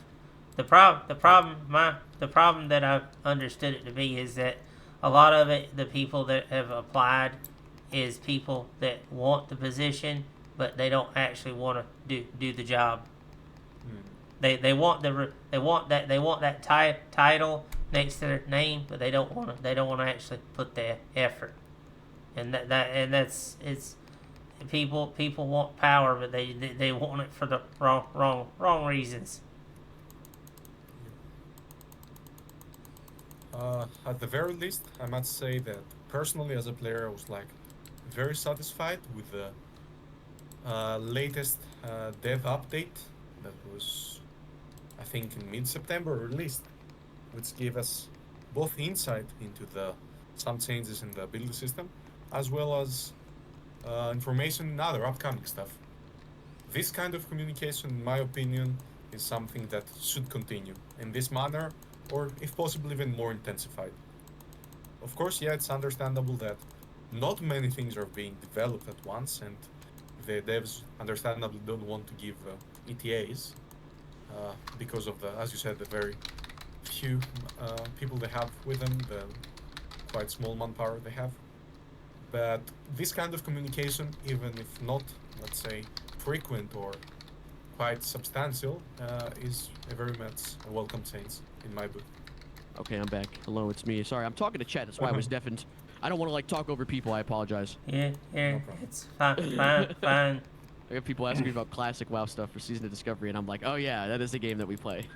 Yeah, it's fine. I get it. We were just hashing out the idea of reintroducing the basically the suggestion box, as it were. Yeah, I would be cool with that. But honestly, if they do that, that needs to be something that can be assigned to a staff member and not left on the open forums, because too often in the past an idea gets suggested and people attack it to where the person ends up pulling that idea, and that needs to stop. Yeah, I agree, 100%. I think that would be a good way to go about it, or at least have maybe a dedicated community person that takes a look at the suggestions or handles it themselves, you know? Yeah. But it's a lot of what's been discussed today. I mean, the whole the whole ability system, and the whole thing that needs to be stressed that people need to understand. The patch, let me rephrase that. The notes that have been rolled out so far is just the start. It's one of many steps. It's not the final version.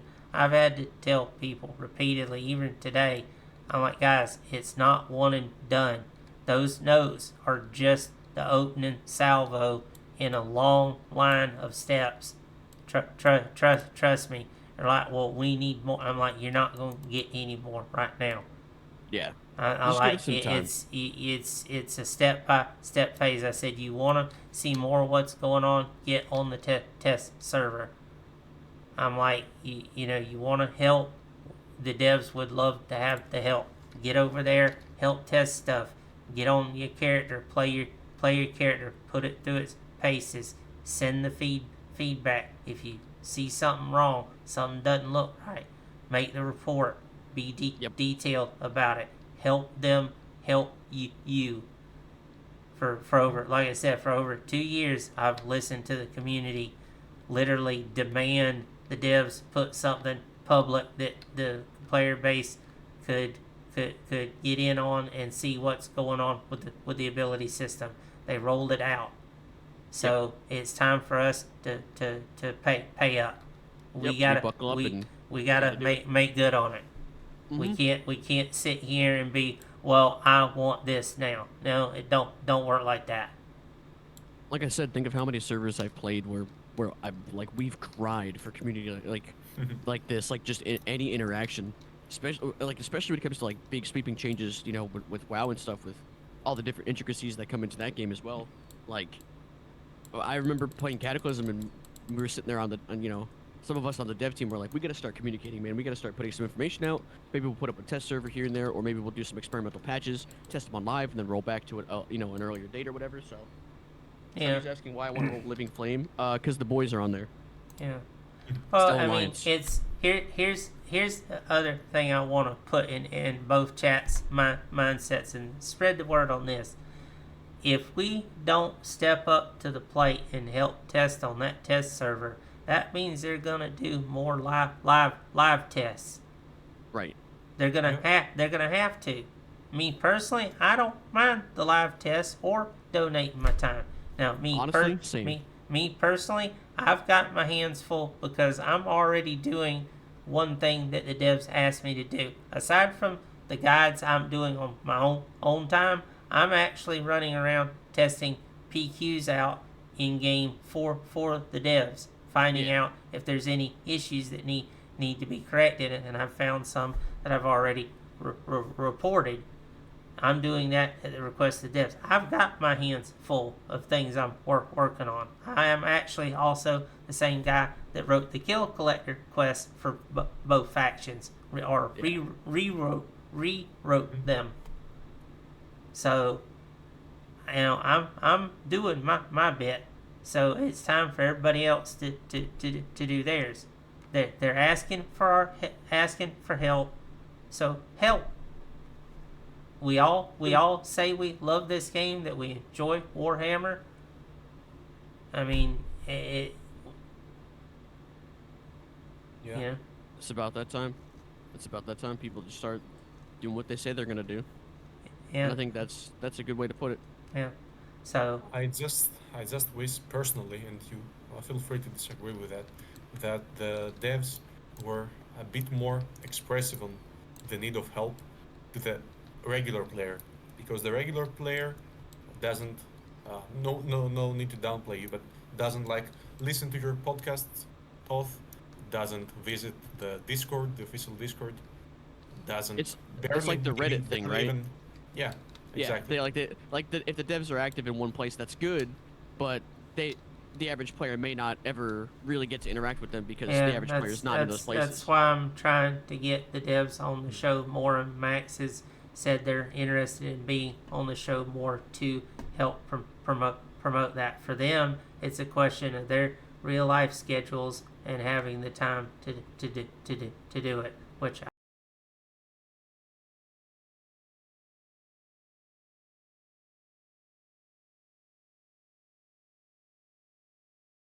I say in these podcasts, because I get feedback from every time I do a podcast. I sometimes 2-3 times a week the devs will reach out to me and ask me, well, what's going to be the topic for this week, or who you got coming on your show this week, or Nice. So they're chatting and they're asking and they're curious as to what you guys have got on your mind. So Okay. the want of information is there. So if anything, I simply open the door for you guys to talk to one another. Now just got to get the timing right. Yeah. Since you mentioned that the feedback is being heard, I'd like to also mention something that unfortunately is not positive at all, but I think it should be heard. So, from my experience, Go ahead. and thanks. So, from my experience, and I really did not expect it. The day the patch was updated on live for one day, was it? I think this past Wednesday. I logged in, and to my surprise, a lot of players, both on advice channel and slash general channel, as well as in the guild, were very, very, very critical of the ability rework, Yeah. just for the grounds of it existing. Yeah. What I mean by that is that many people said, why do we need it if it's gonna introduce such a big change at the start? Why didn't they try to like get it exactly as it was before trying to balance stuff? Why like set us back to a different, let's say, starting level and go from there? And after debating it with a bit more with them, like friends of mine that I know from the guild, and I didn't know that like thought about it this way, uh, I came to understand that a lot of long-time players, which is the backbone of the game, as I said before, are quite allergic to change, even if that's a bit paradoxical. Yeah, Meaning that even in the best case scenario where there are zero bugs, everything is working perfect, the new system is perfectly balanced on its own, miraculously, Yeah. there will be a lot of backlash. And Right. I think the devs deserve to know that. they Because they regardless of what they do, there will be backlash. Yeah, they already know that much because me and others have said it. The old guard, as I put it, they're gonna fight because the old guard has an entrenched mind view of they don't want change because they have control. They do not want change because they're like, well, we're basically kings of the castle. Everyone else is beneath us. Is the mindset, and it's like when I to give it put it to put it in a view that people understand. When I started doing the quest guides to help inform people, to help new players, the amount of blowback I got from that old guard was outright hateful. They do not want anyone to in any way empower new players. They don't. Anything that rocks the boat, anything that promotes change, even if it would help the game, no. Well, I don't care. So, as far as I'm concerned, with that old guard, you've been served notice. Your days are numbered. It's that simple. Either get with the times, change like everyone else, and before any of them say anything, I come from the old guard myself. And guess what? I changed. Because anybody with half a brain should know that having the mindset of run your own server into the ground is fundamentally stupid. Yeah.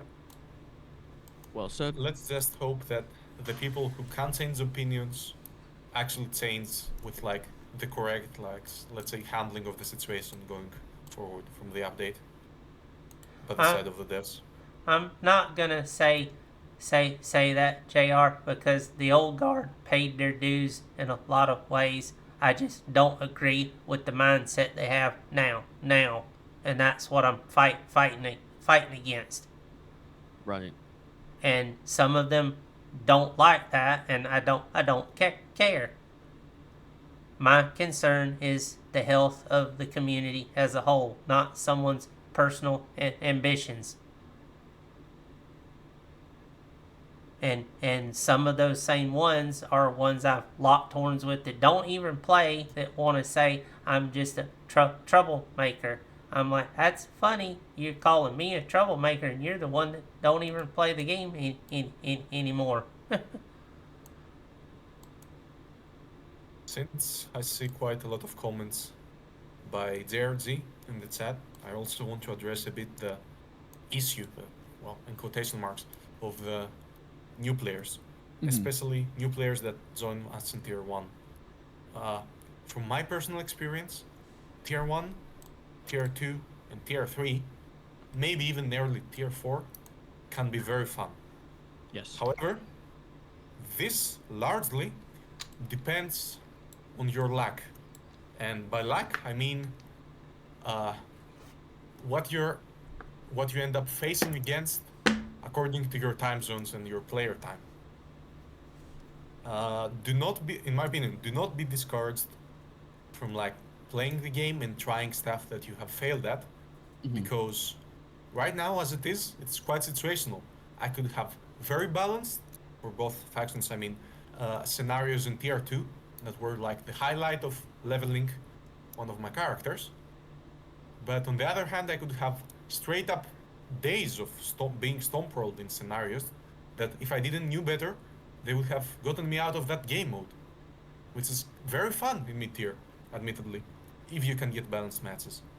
So especially with a new system and with a new queuing, both in scenarios, also in the city, that's quite important experience also for new players.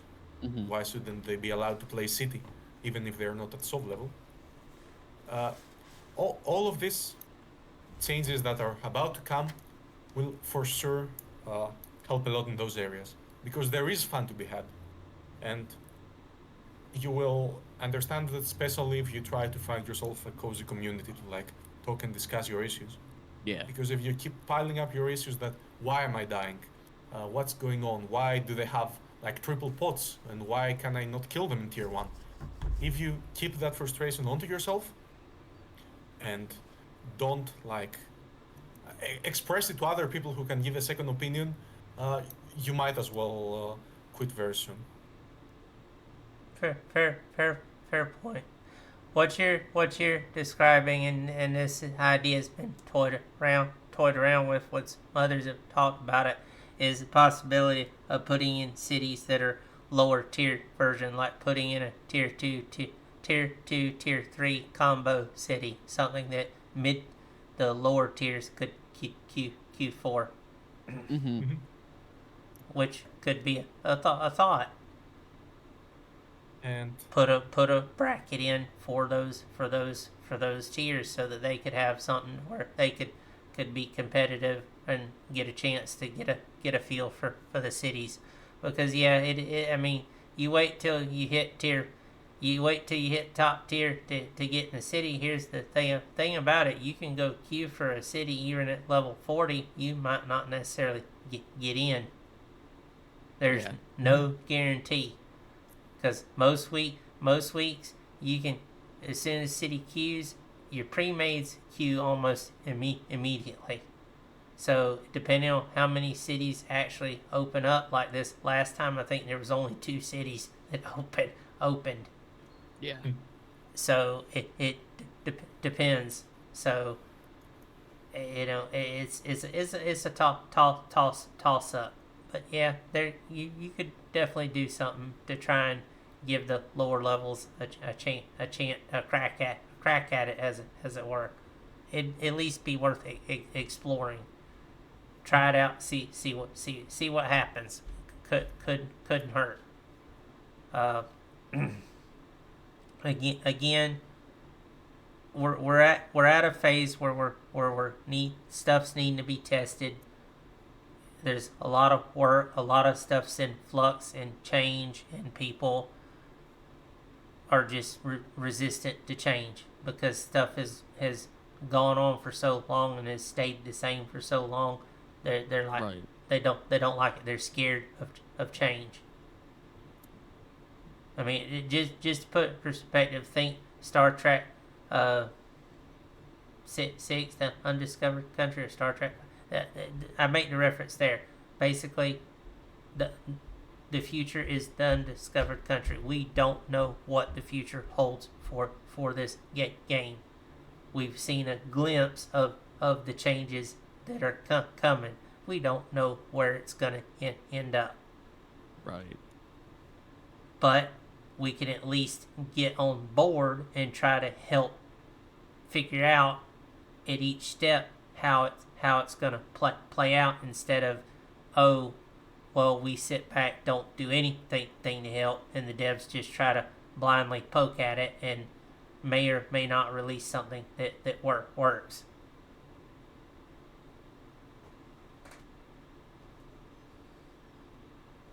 Oh, I didn't realize ad breaking rolled over figures. Thank you, Twitch.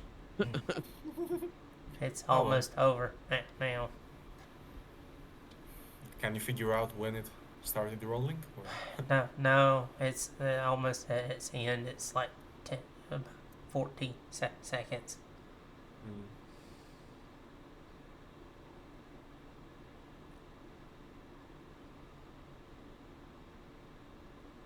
Alright, we're back. We're back live. But anything else y'all wanted to bring up? One small thing, I'm not sure even if it's of importance, but initially, before like it was suddenly announced that there was gonna be a live test of the new ability system, I was opposed to the new ability system going live for a short period of time. I thought that we should just go all, motivate people to go on the PTS, fix it up as best as we can there, and then maybe start doing it.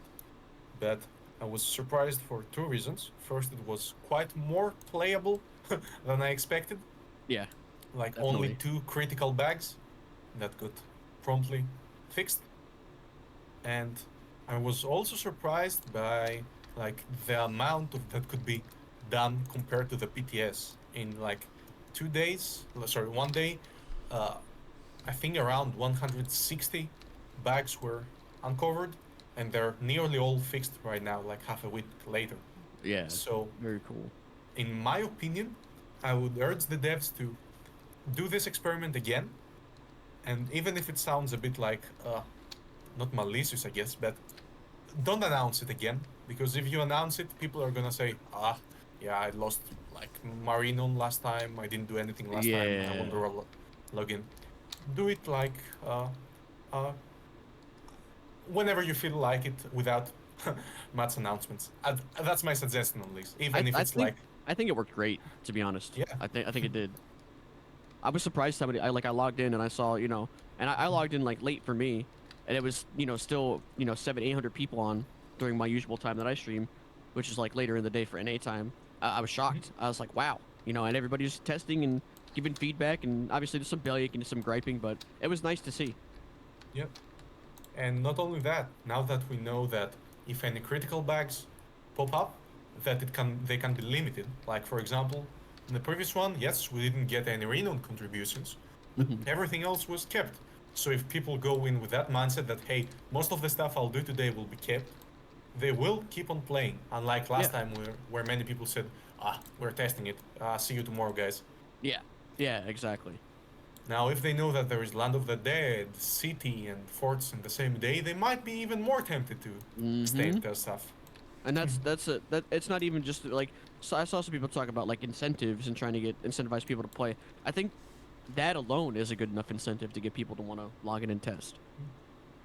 And another possible incentive that could be worth it, maybe in my opinion, is that if the devs also want to test the dungeons in a similar, concise, and fast manner, and for example, they get most of them to the point that they just need testing, if they decide to put like 0-hour cooldown or like very small cooldown in the dungeons, a lot more people might be interested to test them out, like what happened after the rollback. The 3-hour dungeons were like great for a lot of part of the It was PvE awesome. and leveling community. Yeah, it was great. I never had a problem finding queues. I never had a problem getting in with people. Like, I was able to get my Marauder, some of his, pre-sop fists. It was great. Okay, I'm gonna address something that JRG is saying. Okay, for one thing, JRG, this game is not designed to be like a first-person shooter where everybody's on the same footing, where you can get in, and even if you're a raw rookie, you can just bang, hit somebody with a headshot and kill them. Your gear, your individual player skills come into play, so all that comes into question. So somebody that's played longer, that has best in slot gear, that's put the time and effort in, they're going to beat you down because they've had the time to figure that out, know what works, and they're going to use it to their advantage. That's the same with any MMO. Something that there's no MMO that I'm aware of where it's going to put a level 1 on par with a top tier player right off the bat, to where that level 1 can basically take on that top tier and kill them. If I may add to this, something you might not understand that unlike some other MMOs, like Guild Wars 2, for example, where the ranked game mode there basically equalizes everyone from the start. It's just like what we were saying right now, Telf. And it's like only, let's say, skill-based combat and experience-based results. In this game, even our rank mode is gear dependent. You have to have some renown ranks and levels and gear to queue, to be eligible to queue, but it's in the end it's also still gear dependent. Stats are not equalized. This also applies to almost everything in the game, PvP based, and it's not a matter of equalization for a new player. It's about picking and being able to pick the fights that they can win.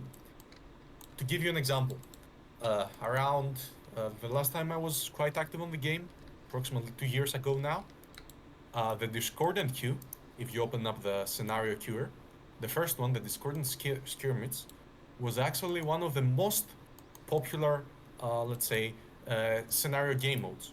Yep. Because at that point, it wasn't just solo queuing, it was have to do a queuing, and it allowed, sorry, some degree of cooperation with a friend of yours, but still, a lot of people were doing that, and due to the sheer abundance of players of varying, let's say, gear levels, the matchmaking system could actually do its job properly and give you, let's say, 50% win rate matches all the time. It was felt great. Yeah, it was perfect. Yeah. In that regard, new players can also, in a sense, decide where to fight.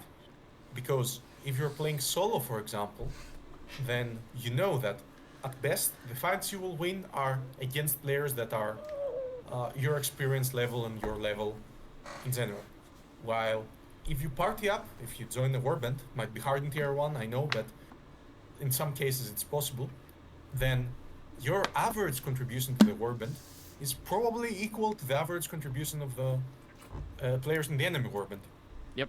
So in a sense, you're equalizing yourself without changing anything. It's just grouping up.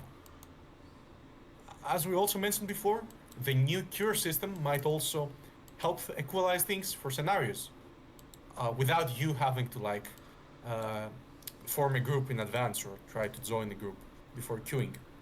But that's all to be seen in the future. Yeah. Just giving you an outlook of how things could change and how things were that in the past. The other thing too that I want to point out is a lot of people are very quick to go, oh well, Guild Wars does this. Oh well, WoW does this. Oh well, X game does this. This isn't those games though. Is the thing. This game was made with a different kind of player base in mind, with people who play old school MMOs, who respect a grind, who have, you know, not necessarily have time to sink in. I don't have a lot of time to sink in either, but this is one of those games where it's gonna take work to get you up to speed. And the stopgap gear that you get, while I complain about it a lot in terms of Bloodlord and, you know, and then stepping into Warlord and Sov afterwards, it's like, yeah, it is a bit drastic. My Chosen is built very well, and there are still limitations that I run into in certain situations because I just don't have enough stats. And I get that, and I understand the complaint about that. But a bracketed system, I initially thought maybe would have worked in a game like this, but I see that with the way Warhammer is, it doesn't make sense, because it kind of takes away from the spirit, the life and soul that makes an old school game like this worth playing, which is when you get to you reach the top of the mountain, you get your gear, you hit your goal, and you start going out and farming your last bit of renown. You hit 80, you hit 100, you know, you master your class, you feel like you have something that you worked for. That's that achievement. And that's the thing too with Guild Wars 2 is the Guild Wars 2 PvP itself is quite good. I do enjoy it myself. But overall speaking, the rewards are kind of not good. Like, not that they're not good, but they pale in comparison to the achievement that you get from, like, I hate drawing the comparison to WoW, because WoW system is flawed too in a lot of ways. But like in WoW, that linear power scaling that I get from going like, I get my Honor gear, I get Conquest gear, that's it. You know, I get Bloodlord and then I get Sov, right? Like that's it. And once you hit that top end point, you feel good. You feel good about reaching that pinnacle. You don't really have that satisfaction in Guild Wars. And the discourse that happens with Guild Wars is that I look at the reward track and I go like, who is that for? who are these rewards? Who really cares about this stuff? Like, it's true that if you make a good product, people will play it, people want to, want to enjoy it anyway, but the player base of Guild Wars 2's PvP is far, far smaller than games that have additive power scaling. You shouldn't need to carry down stick to PvP. I'm not saying that you need to carry down stick to PvP, but I'm saying that having a defined goal and having like your brain works in a way that when you have a goal that makes you feel good about reaching said goal, you're more inclined to come back and play it. That is the human nature. That is psychology. No amount of creating a good product, a good base product that everybody can access and get into is going to make people want to stick to it either. Because there are people like myself who will get bored of it. Again, not saying it's bad, but it's just a different kind of game, and there's nothing wrong with that. What have you had than when you last logged in? Where do you think class mastery, like, there are bad soft players, but a bad soft player is still going to get worked by somebody who knows how to manage their cooldowns, knockdowns, immunities, and maybe has extra information. And that's key, right, is the information aspect, which I think Return of Reckoning has lacked for a long time. Best flask with guild coins, you buy the best ingredients, you get perfectly well at 200 skill, or join tier 1 guild to get free pots. Yeah, I mean, you can get a lot of that stuff, Exactly. The tools are there, the information is there. It's just, I feel like it's not easily accessible. And then back to the Guild Wars thing, like, skill is cool, checks and balance is cool. I get that, yes, that's good. But this is not that's not to take away from the fact that, like, people who are good in this game are good, right? Like, they know their class. I like to think I know a thing or two about breakpoints. Well, I guess twisting isn't really a thing on Chosen, but I used to be a good Chosen, and I put a lot of time to learn my class and learn what my stuff does and how things interact with one another, Shouldn't need to do all that crap as a new player just for trying out for T1. Again, that's an information thing, right? That's a you need a guide. You need like some sort of written information put forward at people's thing, like, you can queue for PvP at level 1. Here's what you need to do to maybe some suggestions to prepare for that, That would go a long way with getting people in, dipped into this kind of a game. Because no game is just gonna handhold you straight away. And then in Guild Wars, or like WoW, for example, what happens if you're a new player and you get in, you get stomped anyway? Feels just as bad. No amount of stat bracketing is gonna make you have a better chance if you don't know what you're doing, Mm-hmm. You players a trial phase. I agree. I do. Yeah, go on. Yeah, you had something to say? Yeah, basically, from my experience, because since I came back like 5 months ago approximately, we've had quite a lot of new players in our guild. We started out small, and we must have gotten through like maybe 150 new players. Some have quit, some have stayed. In my experience, only a few of them actually could bother to search up guides, written guides, and read up to them. Not everyone can actually like get the information there properly. Some people understand better either being explained about what they should do by someone else in the moment, or just by playing. And in my experience, like, the biggest turnarounds I've seen from like new player to like better than me have been players that, like, in our guild played with us in like small man groups. We gave them pointers, we explained mechanics, we explained building, we explained as much as we could, and after some time and effort, they managed like to get better than me. I was never a good player, but I've seen drastic transformations, is all I'm gonna say. Not by reading guides, by just playing with the community you trust and that is willing to help you out. Yeah, that's what I wanted to add here.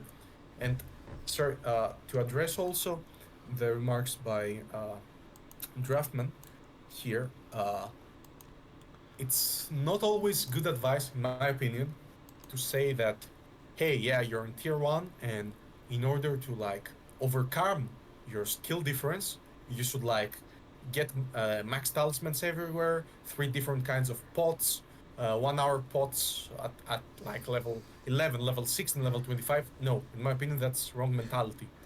Because if you do that, yes, you're gonna equalize stuff, but Yeah. the new player is not gonna learn when he's supposed to learn. They're not supposed to learn how to play their class and the game when they hit tier 4 and they're like, oh, I'm in ruin. Fuck. That's not a good time. I've seen No. players quick there. Yeah. You have definitely. You have to get better before that point, in my opinion. And that, I think, again, Sub-Zero makes a good point, right? Is that I said before, I think this is what you're experiencing is not, it's not really a base Warhammer issue, right? It's not really an issue with, is this dude really gonna attack me? Bro, come on, get a life. I think, I'm like minding my own business, I'm talking here. And I think the big thing is, right, that these older players, a lot of the older players prefer to keep this information to themselves for that specific reason, right? They want to maintain whatever advantage they can get. Screw them. You know, you don't want to chase people off by getting farmed by shamans that are triple potted with full tallies, white gear with tallies in it, abusing bolster. You know, getting all this information should be available. And I have a full-time job, or I'd write up a guide myself, right? Like, it is what it is. I can't devote, you know, all my time to do that. But I think if enough people cared, if enough, you know, there was enough players There who is went a and really collected this good guide, information. a really good recent guide posted. The problem is But- that it's just not easy to get to, right? Yeah, it's not themes. Actually, a little while back there was a massive guide posted on under general discussion on the forums for new players. On is basically a step-by-step how-to guide across the board. It's still there. Yeah, it's just Yeah. it's just that it's not. But you have to like, search for it. Yeah, you have to go out of your way to get that, you know. Yeah, And it you has have- to you be have- bumped up. I'd have Yeah. to. That's why I keep having to bump up my quest guide stuff to keep it on the front page. Yeah, I think having somebody who could manage that sort of thing and keep that stuff, you know. That's in why check would be a good I idea. usually keep it on hot commands in my chat, so when new players come in, I can hit it. But it's a complete guide for new beginners. It will literally walks you through every aspect of the game. They don't do any damage. That's cute. But no, I agree. That information, if that was more readily, like having somebody who could go through and pin certain stuff and sticky certain stuff, like really genuinely useful things, would go a long way with alleviating a lot of the issues that a lot of people in your chat just brought up, for sure. Armor potions that give more armor than your class skill. Yeah, like, how would you know that? You know, and I always tell people, like, I think Chosen is super busted in T1, and nobody understands why. And it's because I have information about how that class works with the bolster and stuff that makes it very, very, very difficult to kill, you know? How would the average player know that? And I'm fine with sharing that information. You just got to get that out. You just got to get it out there. And then when it's out there, it has to be maintained. And has to make sure it's kept up. I just posted it. It's Uchu posted it. It's a basic of RoR class guides, still a work in progress. They're still working on it. It's basically as detailed as detail can be. It's like everything you want to know, wall to wall on classes, potions, builds. It's all there. Yeah, I'm with Ander. Maybe we could have a tab on the thing for, you know, new players, you know, specifically that gives links or gives maybe just the short and skinny of these guides to kind of get them into T1, because I think that would go huge. Like I said, that's one of the reasons why I've been doing these hot commands Yeah. and stuff from my chat, is because when new players come in, the forums are such a mess. I have it set to a hot command so that I think if we got the forums, you know, in check with that info, it would be a long thing. And I get what you're saying, Sub-Zero. I understand the whole stat potions being annoying and stuff too, but that's the soul of the game, man. That min-maxing is part of the game, even in T1, right? In any game that you play that has some sort of stats or gear or things that aren't just straight bolstered bracketed. And yet maybe the bolstered bracketed thing would make sense for specifically T1, but you don't want to give people a false identity of what their class is capable of when you only have a couple of abilities available. Maybe Shaman's super broken in T1, and then it's garbage in mid tier. You're not going to get an accurate representation of what the class feels like. Whereas if you have stats and potions and you understand the professions and how to make these things and talismans and how bolster interacts with your character, like if that information is presented, it would go a long way with making everybody aware of what happens in T1, and then everybody can enjoy it without, and this is the part that I can't stress enough, it would add the information without taking away from the core experience that makes Warhammer Warhammer. If you wanted to play Guild Wars, you'd play Guild Wars, You came here because you wanted to play Warhammer, right? That's what it is. And this is the game that there's these subtle things, these little things that make you feel good whenever you get these small advantages. The problem is that not everybody knows how to get these small advantages, and then they kind of just roll into one bigger issue. People say RBR is the best thing ever, and it is. It is really good. It's just that you don't have the tools to stand up to people who don't want you to have those tools. Break. Yeah, okay. Okay.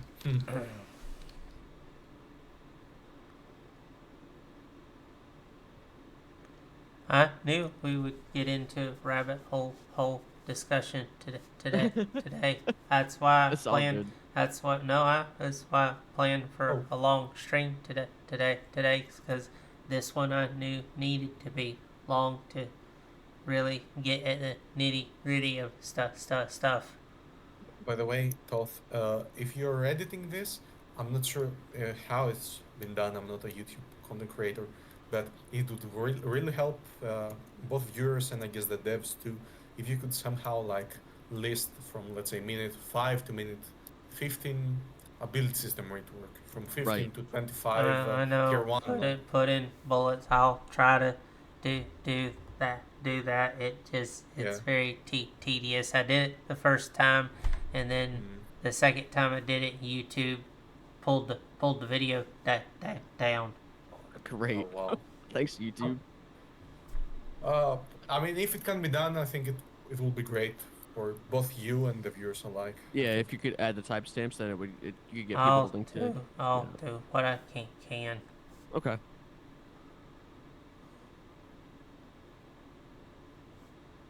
We're back. Yeah, I put in chat what I said. It's more about the tools than just the sheer disadvantage. I think people would enjoy that aspect of the game a lot if they got into the nitty gritty with getting early exposure for professions and talismans and gearing and stuff. And it'll, because all the information that you learn in T1 about people tweaking their characters also applies to T4. It's stuff that it's all info you're gonna need for endgame anyway. Back in on the war game, before we sat down, there was a period where tier 1 was a free trial. It's meant that people could play there as long as they wanted, and before deciding if they want to purchase the game and stuff like that and continue. But my point is that by playing there for as long as you'd liked, you could essentially master the game before heading off to the tryhard zones that are lying above. Back then, me as a new player learned all the things that were necessary about the professions. I learned my classes really well, how the game systems work, and it was basically a really good introduction. Yeah. This does not exist in this server, but I'm not sure if there could be an argument made about it. For example, that you could stop renown and XP gain after renown rank, let's say 10 and 20 renown, for example. And this could be a possible way for new players to actually perform well in tier 1 after they get used to it, and whenever they feel ready for it, to move on up straight ahead. People have been scared about that in the past because I like the idea of that personally because I play a lot of T1 content when I'm just kind of lazing around and I don't really know what I want to get into. So I make a lot of alts and I roll a lot of new characters and I like to show the stream if I can make a new character and do this, then then you can too. That's always been my thing. That's my draw, right? And a lot of people were upset and afraid that people, more experienced players were going to farm new players if the XP lock was a thing. Like, oh, they'll just twink out for level 10 I'm without not talking voting, about only XP lock, like Yeah, was yeah, removed. I'm yeah, talking also Rune rank and crest yes, lock, yeah, and let's that's the say. thing. Yeah, like, so that way you could actually just kind of play without having to worry about, farming somebody who's trying to farm easy progression. Mhm. But a lot of times, older players will push back against that idea because they feel like they should be forced into the game the same way No. that they were. As But Tom was saying, the old guard. yeah, the old guard, yeah, exactly. That's true, and that's absolutely a thing that we had happen before because we used to have that. That was a thing for a while where you could XP lock and just kind of Mhm. enjoy T1 for what it is. And to me, T1 is some of the most fun content in the game.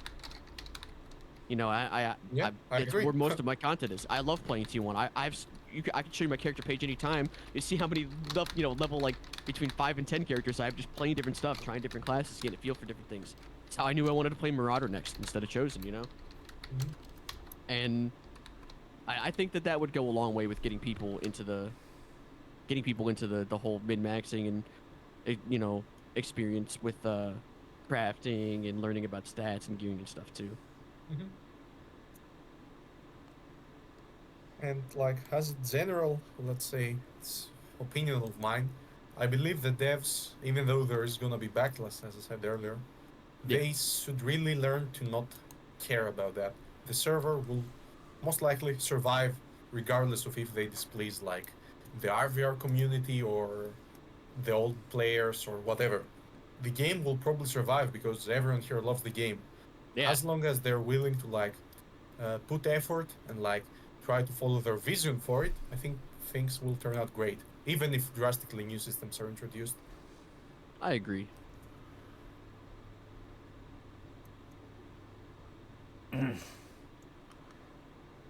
I get what you're saying, JRG. I don't know that there's a way to really fix that because of the way this game is designed and Mm-hmm. the way the tiers were put into play. Originally, Tier 1, Tier 2, Tier 3, Tier 4 were a bit more separated, but as the population dwindled, they merged things to deal with that. So I don't know if the population is still so small. There's no real way to really. Yeah. There's The no way 100% way to really address that. Not that's gonna work to benefit. The way I've alleviated the early You transition can't from you tier can't 1 to change mid-tier. you can't change the levels on requirements on potions and talismans because the people in tier 1 are using the potions and talismans that are appropriate to their level. They're not using high-end potions. They're using the ones that are for their levels. Right. They're just using the ones that maximize their stat spread. That's because they've taken the time to figure out which ones boost their stats to the absolute max. Mm-hmm.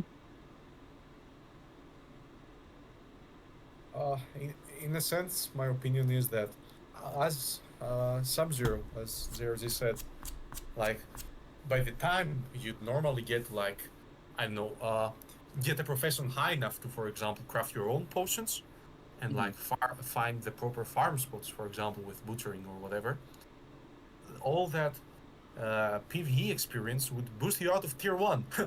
So you'd be already like set back significantly, especially when the, let's say, most effective way of leveling up is just through sheer PvP. Yeah.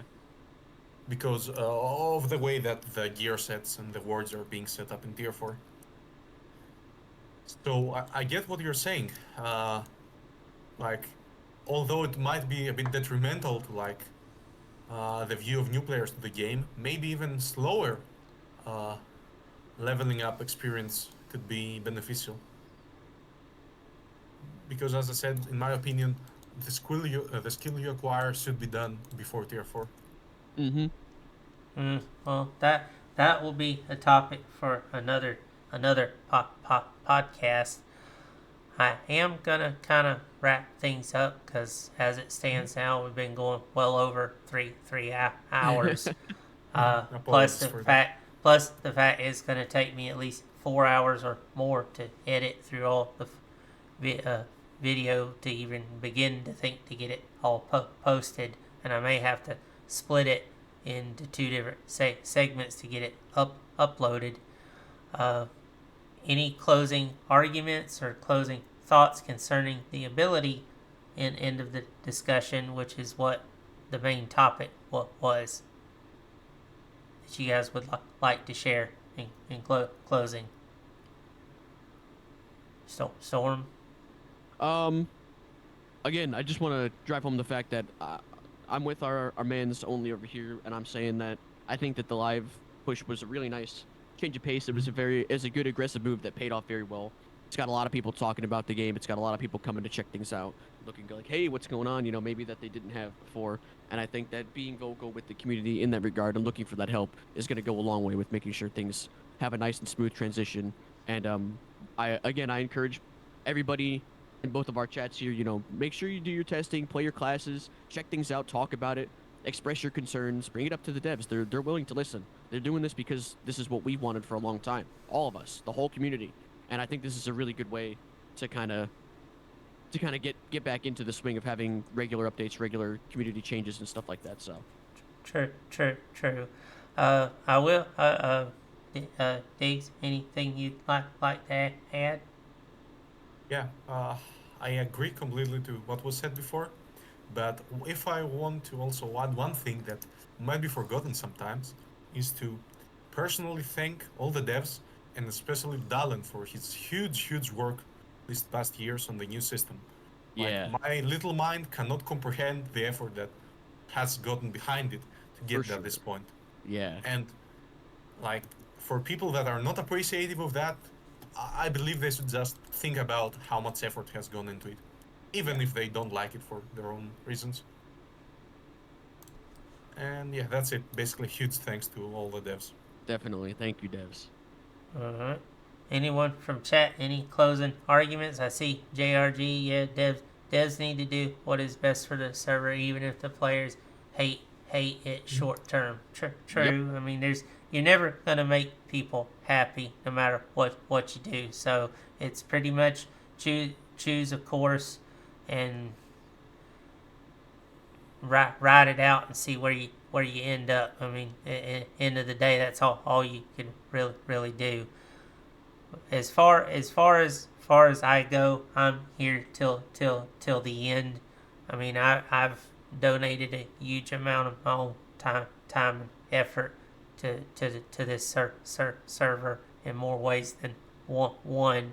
Yeah, But I do want to thank Storm, you for showing up. I hope to see you on the show more. Certain, imagine we will as they do more tests, because I know you'll have more to say on things. Guys, I will say this: given that we are in the month of December, I will not be doing any more podcasts until after the first of the year, strictly because everybody's going to be traveling for the holidays to be with their families. There's going to be partying for New Year's and so forth. So that being said, this is the last podcast for right now until after the first of the year. I'll post up once Christmas has rolled by. all right. And we'll go from there. It's not the end of the podcast. It's just short break because I got my hands full as it is with between my own health issues and so forth. And I need some downtime. And it's like I said, it's Christmas and everybody's gonna be traveling. So that being said, enjoy the holidays with your families, whether you celebrate Christmas or not. Try and have a good New Year's. I will see you guys in game. I'm continuing to work on the projects I'm working on, and I want to thank all of you for being here. I am going to go ahead and raid out. So that being said, I got a raid target picked out. Thank you for having us. Yeah, for sure. Thank you very Not much. a problem. Appreciate you two hanging in. It's been a good hanging time. in there. Yeah, no worries. Have a nice. Let's see who we can raid in the RoR community. Who we got? Got a few people.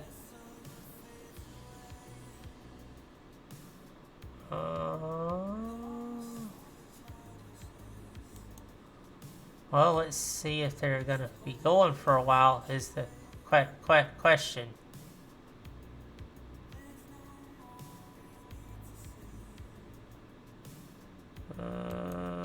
Tell you what.